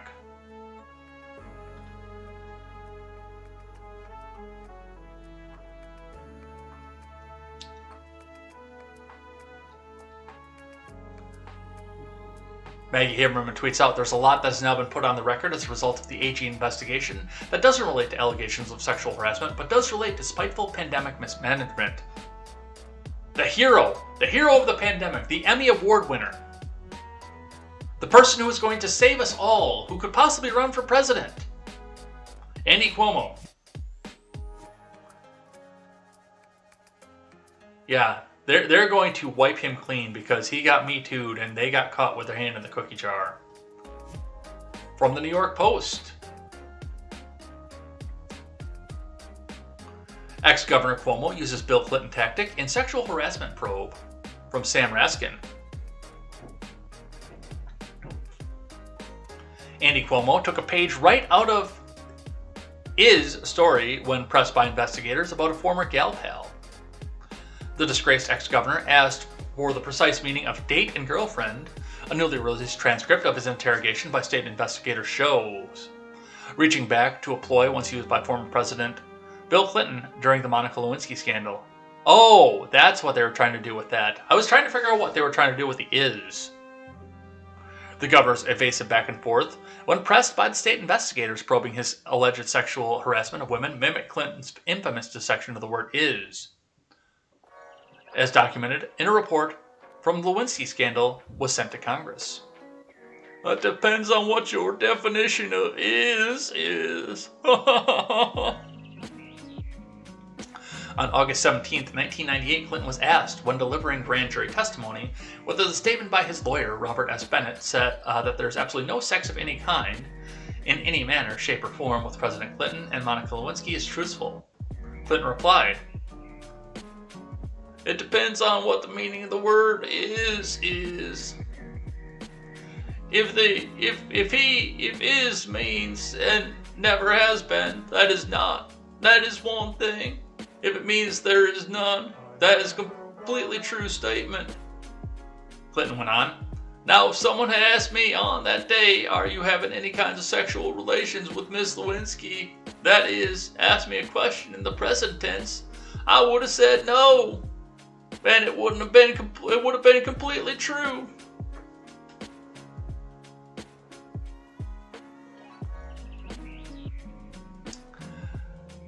Well, I'm sure we'll be talking more about this next week. I'm going to note this too. More New York news. We're going to get close to the end here. There are a couple more from New York I want to get, and I want to see if there's just anything else I want to get. Yeah, that one I want to do. Definitely. So we'll do these couple other New York ones quick. And then we'll do this one and this one. Then we'll do live chat and head out of here for the day. BLM threatens riots, bloodshed if New York City. If Adams brings back police unit, mayor-elect responds. From Linda Schmidt, Kayla Mamalek, and Fox 5 New York staff. A Black Lives Matter leader in New York is vowing riots and bloodshed if Mayor-elect Eric Adams reinstates the NYPD's controversial anti-crime unit. Hawk Newsom, the co-founder of BLM of Greater New York, made the threats following a heated meeting with Adams at Brooklyn Borough Hall. If they're going to go back to the old ways of policing, then we're going to take to the streets again. There will be riots, there will be fire, and there will be bloodshed. Newsom said after the meeting, there's no way we're going to let some Gestapos come in here and harm our people. We pray for peace, but black opportunities prepare for the worst. Adams reacted to the impromptu meeting he had with about a dozen members of the local BLM movement after they marched in front of his office in Brooklyn. He said they won't stand for inflammatory language or threats. That's silly. I think New Yorkers should not allow rhetoric like that, Adams said on Thursday. The city is going to be a city of riots, or the city's not going to be a city of riots, rather. I think the rioters are going to decide that, I'm not going to lie. The sit-down was behind closed doors, but an attendee live-streamed it on Instagram. Adams said that he had no problem with the group recording the meeting because he has nothing to hide. Well, everybody start looking around your situation to see if you've got a room for a few fannings. Because we will get our friends and our people out of harm's way, one way or another. From ABC 7 out of New York, 62-year-old man hit with bat, stabbed and slashed on New York City street in gang assault. A 62-year-old man was jumped by a group of at least 7 young men in Midtown early Wednesday, and the harrowing assault was caught on surveillance. Police are hoping the video will lead to arrests. It happened on West 44th Street just after 5:30 a.m. Authorities said the victim was walking when one of the youths asked, "What are you looking at?" sparking an argument and the eventual attack. The video shows one of the suspects approach the man from behind and hit him with what appears to be a bat or a large piece of wood. Which would be a bat. Warning, video may be graphic.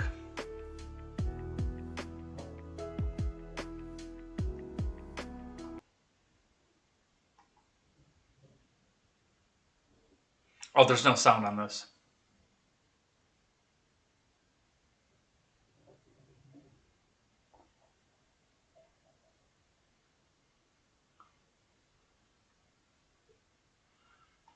Yo.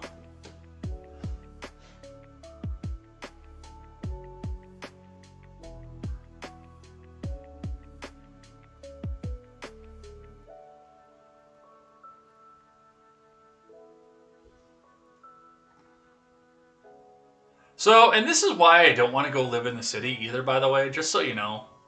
Because random shit like that happens. And I don't want to deal with it.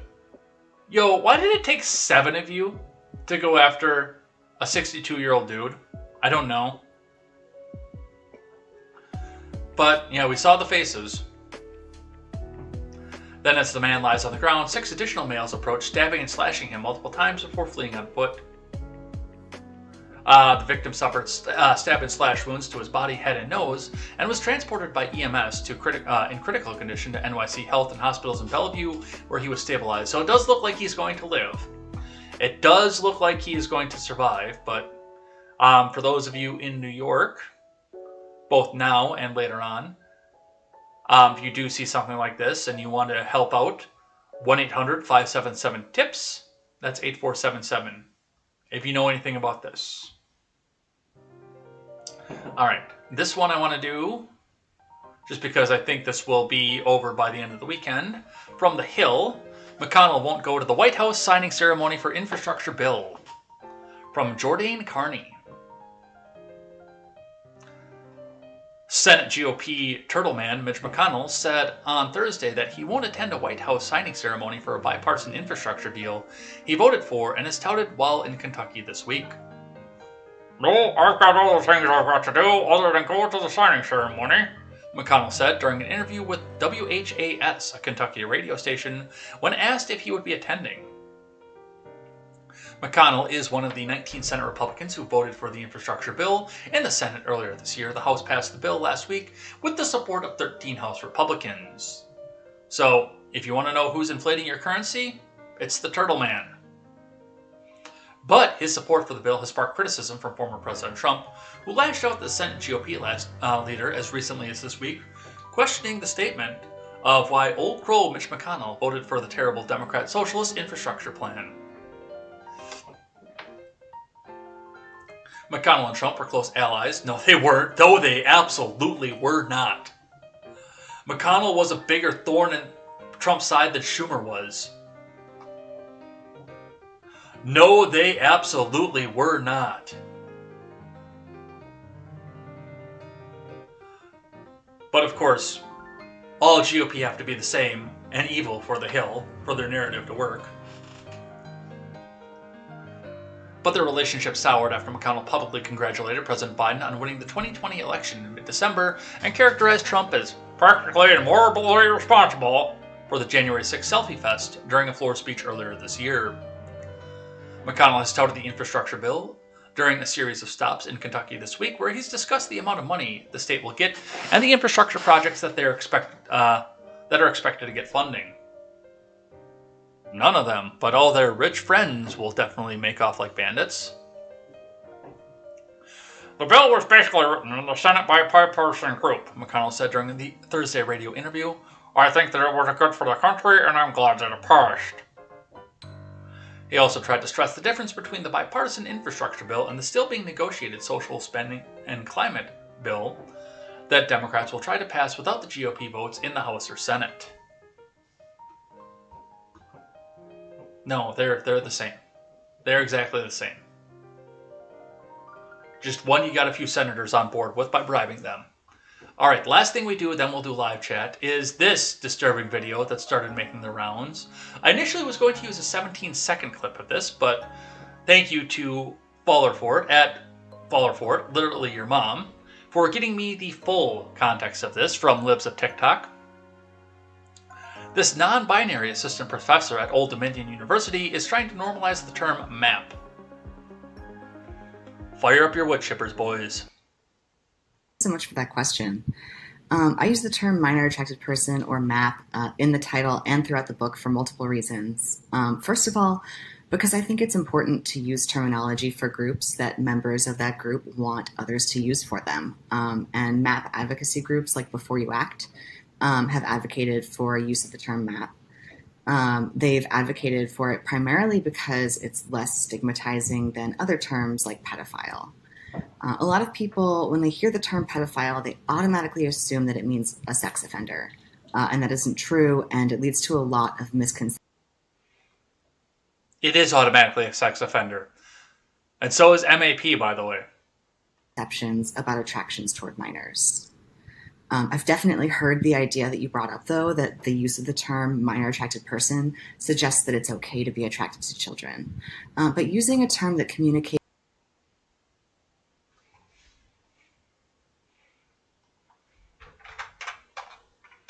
We're going to actually go back and listen to this video one more time, but with the appropriate overlay above it.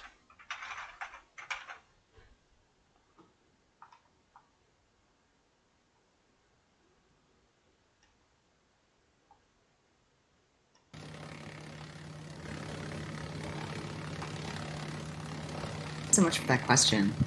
I use the term minor attracted person, or MAP, in the title and throughout the book for multiple reasons.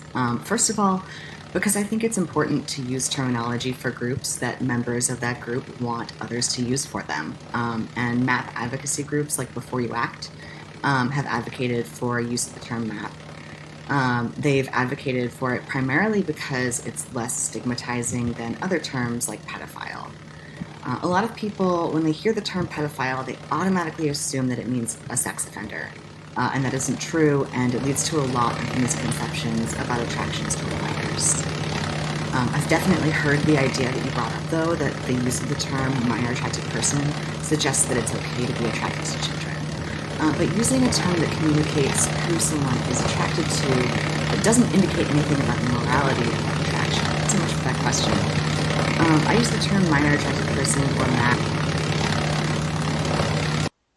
I actually initially found that by a shoe who pointed out the fact that, you know, I mean, she's not trying to be a fearmonger off of this. If they would have stayed at, leave us to do whatever the hell we want in our own bedroom, we wouldn't be having this conversation. But of course, because they had to come back out and shout it out there, then everybody else had to get up on there too, including fucking monsters like this. Including monsters like this. And I'm telling you right now, I hope that the FBI has a file on these people. I don't advocate for government intervention very much, but once it comes to the kids, all bets are off. And I'm not going to say what is going to happen if I catch this bastard around my nieces and nephews. I'm just going to say that, dude, you don't want to find out. That's all that I'm going to say about that, is that you don't want to find out what's going to be if I catch you around my nieces and nephews. I don't know how long I was going to go without having the camera back on, by the way. I don't even remember when I turned it off, but there it is. We're back. All right. Let's go back and do this. Let's finish this up, shall we? Now that we've had that up here, so of course we've got the live chat for today.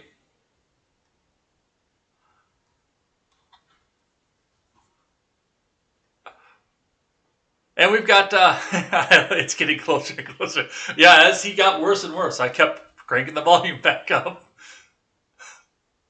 All right, we'll get back up to the top and just see how much we missed off the top. I don't know how much. Oh, we might actually get all of it off of here. MK Ultra says he's guilty. Rittenhouse says good morning. This won't burn a bit. J. Edgar and fellow Edheads and Hamlin sucks. Of being a legend. Thank you, MK Ultra, for that. Katie Z says, good morning, friends. And Shalaga says, haha, MK. We're going to leave it there just in case we lose some of the messages off the top here. But we're going to go over what happened throughout the week first. So, let's put some music back up here, too.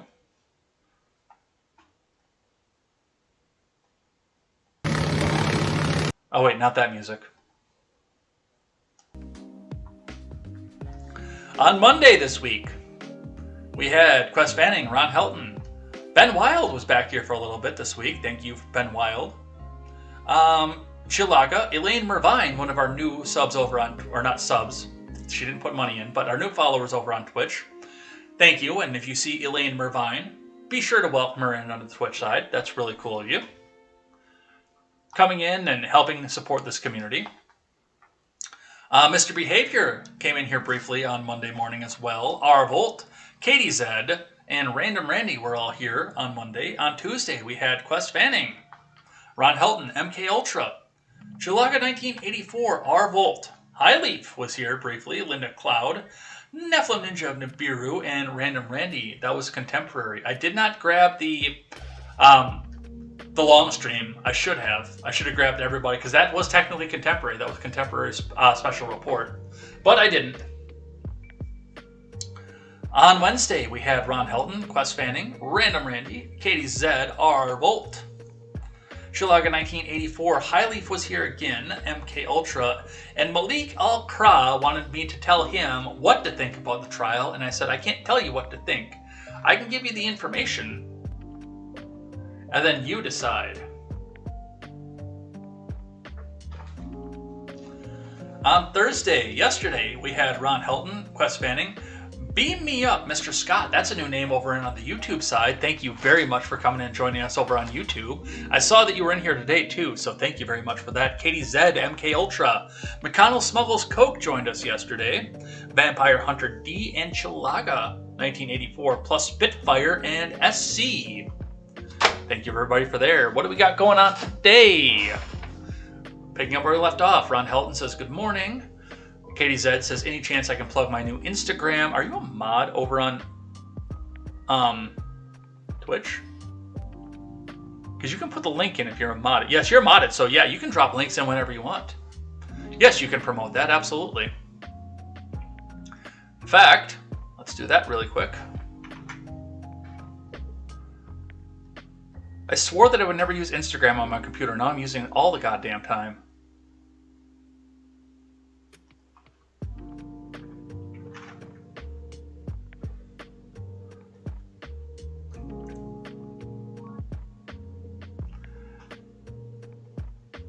KDZ2. If you're on Instagram, go check that out. Not sure if I can stop or won't stop. Just want to remind everyone that God is great and everything happens for a reason. Torture me for an eternity! No, I'm not going to read that last part on YouTube. So there you go. And there's the instance right there. Error. Your account has been disabled for violating our terms. Learn how you may be able to restore your account. Which it is still showing up for me, but...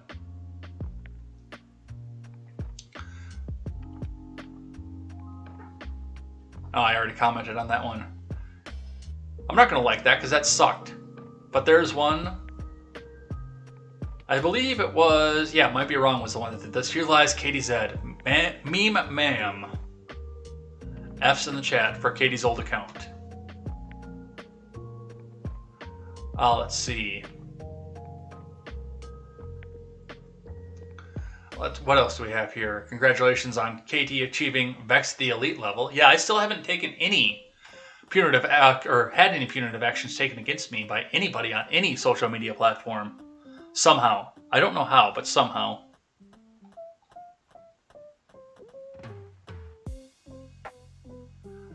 Random Randy is here.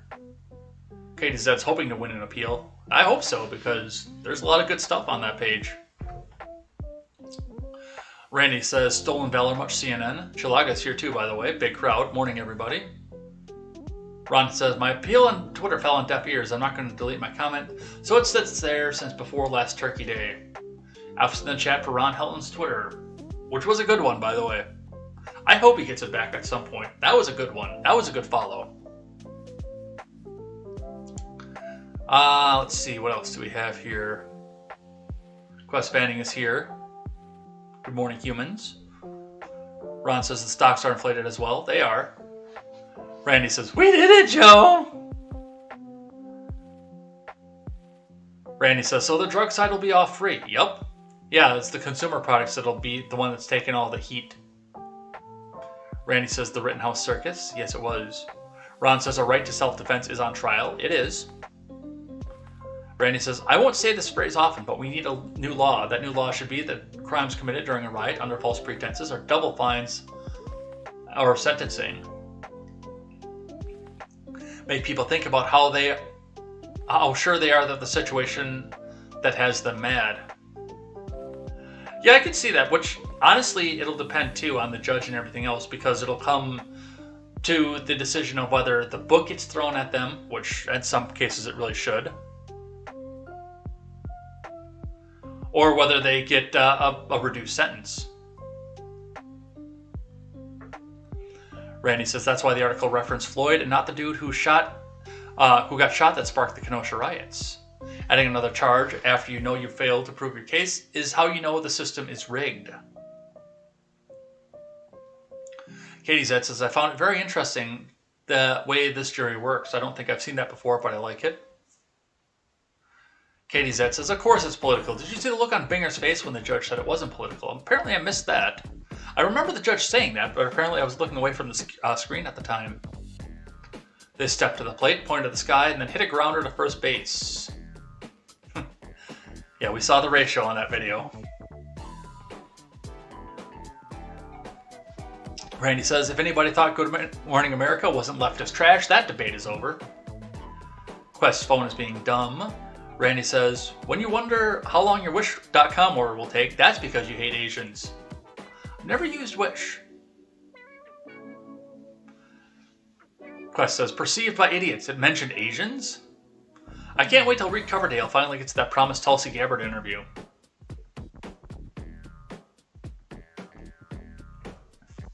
My thoughts on Reed Coverdale aside.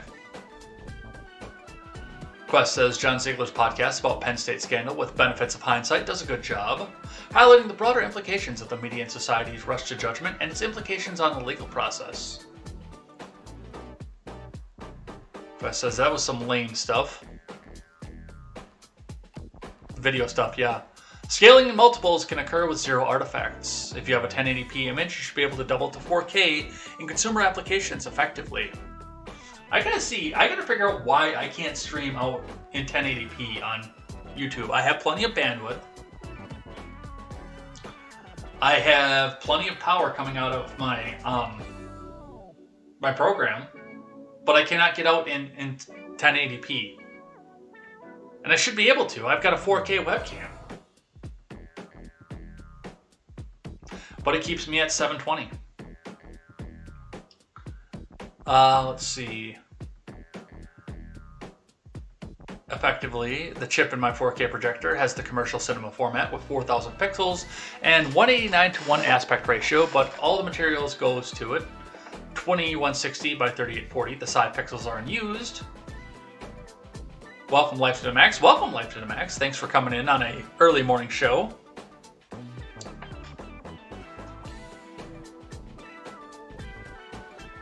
Let's see, what else do we have here? Beam me up, Mr. Scott, as I said, is in here. Welcome. Quest says, I hate Joy Reid as an individual. Heard Monica Perez say the crying seemed fake. I don't know. Katie Z says it depends if they were giving heroin to children or not. Quest says, that's one thing I'm worried about MK Ultra. He's been practicing for months. Did vets with PTSD teach him what it looks like? He may be faking it. Quest says, that was from USA Today? That's interesting. He was running away. They're coming after us. That's correct. Plus says, Hoover, I thought it was Hoover. Guy still sucks. Life to the Max says, really? Monica? He could barely speak, but kept trying to go. I gotta reach out to Monica. Well, it'll be after Thanksgiving when I do, but...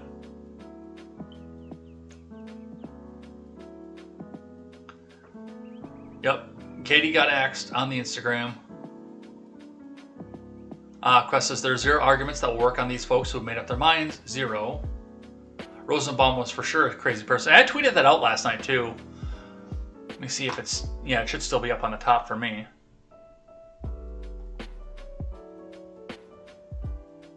Yeah, I'm hemorrhaging followers again.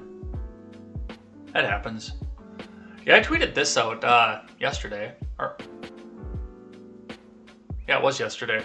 Late at night yesterday, I stand by my assertion that if St. Luke's had kept Joe Rosenbaum in for another day, he'd still be alive, as would Anthony Hoover. Gaige Grosskreutz would still have his whole arm, and you'd never have heard the name Kyle Rittenhouse.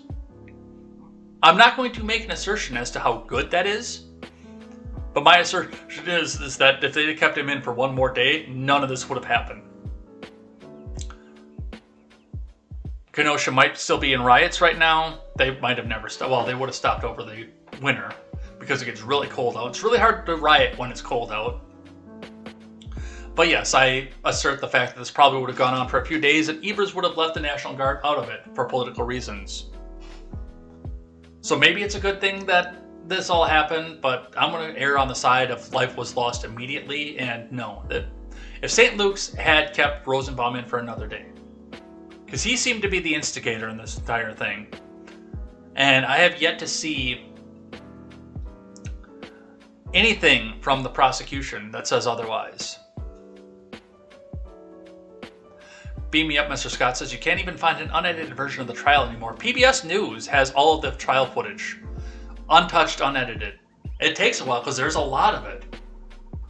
But if you go at double speed, you can pretty well catch up with it over the weekend. Plus says Kyle's going to get paid. Katie Z says, I should have just made the new one Katie Fed. Quest says there should start to be repercussions for folks making false or shallow applications of white supremacy or racism. Life to the Max says, also, isn't Steven's main channel all private? The feds heard him say how surprised that channel was still up. Yeah, I don't know what's going on with that, but I'll have to read into that a little bit more when I'm off air.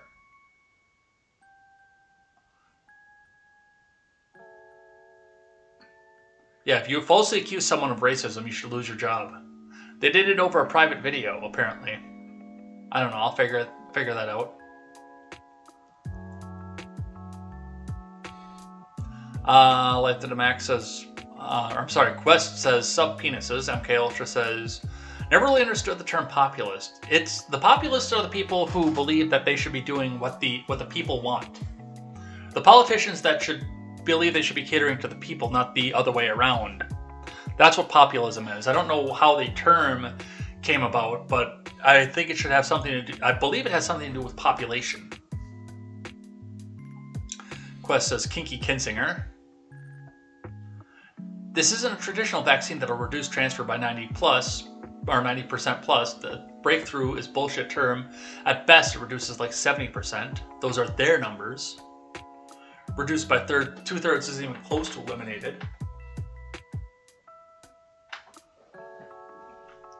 In Italy, they are reducing the COVID death count by 97% as they now use died from instead of died with. It also says pro-empire. Sherlock says, they're both scared old me, wimps. Life to the Max thought that was funny how I described the death of Luke Skywalker in Last Jedi because he thought too hard. Quest says, now Hamill is a Joker in real life. Yes, he is.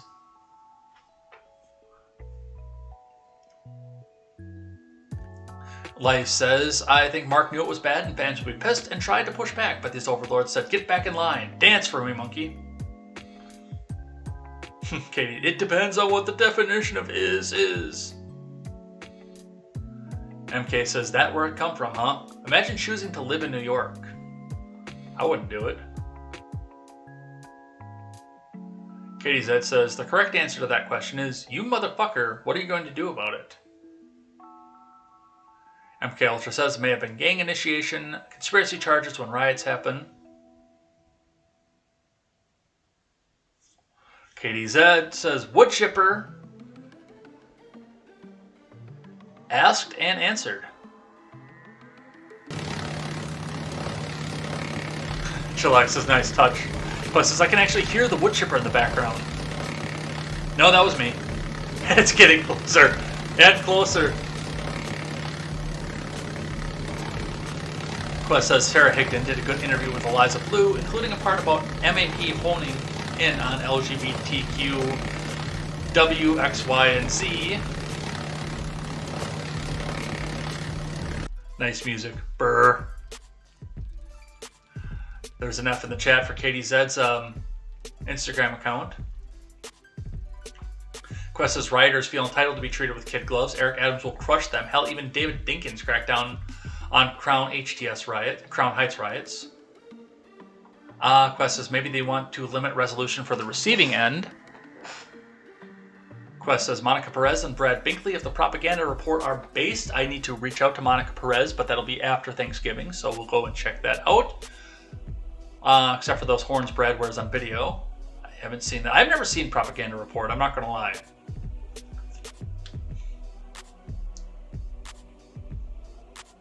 Quest says, funny when he gradually slips out of character. I don't know what that's in relation to. I'm sorry. Am I slipping out of character? I hope not.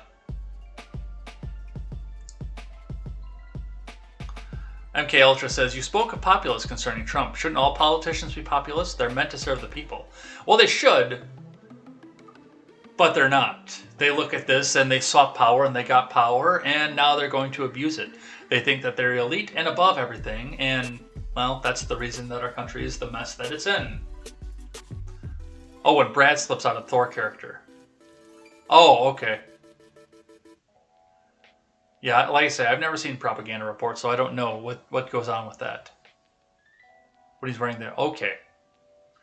Oh, I saw him on the Mad Ones. Now I know what you're talking about. Now I know what you're talking about. I've never seen it on Propaganda Report, but I've seen it on the Mad Ones. He did that. All right, we're done. We're out of here.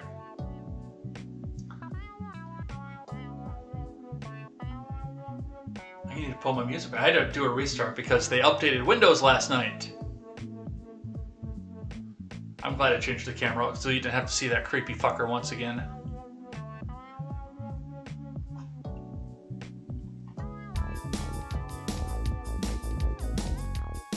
So, thanks everybody who came by and chatted throughout the week and throughout the day as well. We had some really good conversation. Thanks for keeping up with me on the Rittenhouse trial. We'll be back here on Monday for more contemporary. We'll probably do a game stream over the weekend as well because, well, I don't have anywhere else to go because now I got to save money for a nice long trip that I have coming up right after Christmas. So definitely go and check that out as well. And come and check us out on Monday night for the Red and Ed Show featuring Katie Zed. It sounds like Mr. Zed has fixed some microphone issues that Katie Zed has as well. So we'll be talking about that as well. We'll be talking about the Rittenhouse trial and the rest of the news of the week on top of everything else. So definitely come back and hang out with us for that. We'll get the details of the Rittenhouse trial. We'll probably talk a little bit of the Arbery thing, even though I haven't been paying attention to that. We'll see if we can put some stuff in for that as well. And we will see you then for whatever the next stream is that you guys come in and participate in. Until then, I'm Jay Edgar, and this is Contemporary.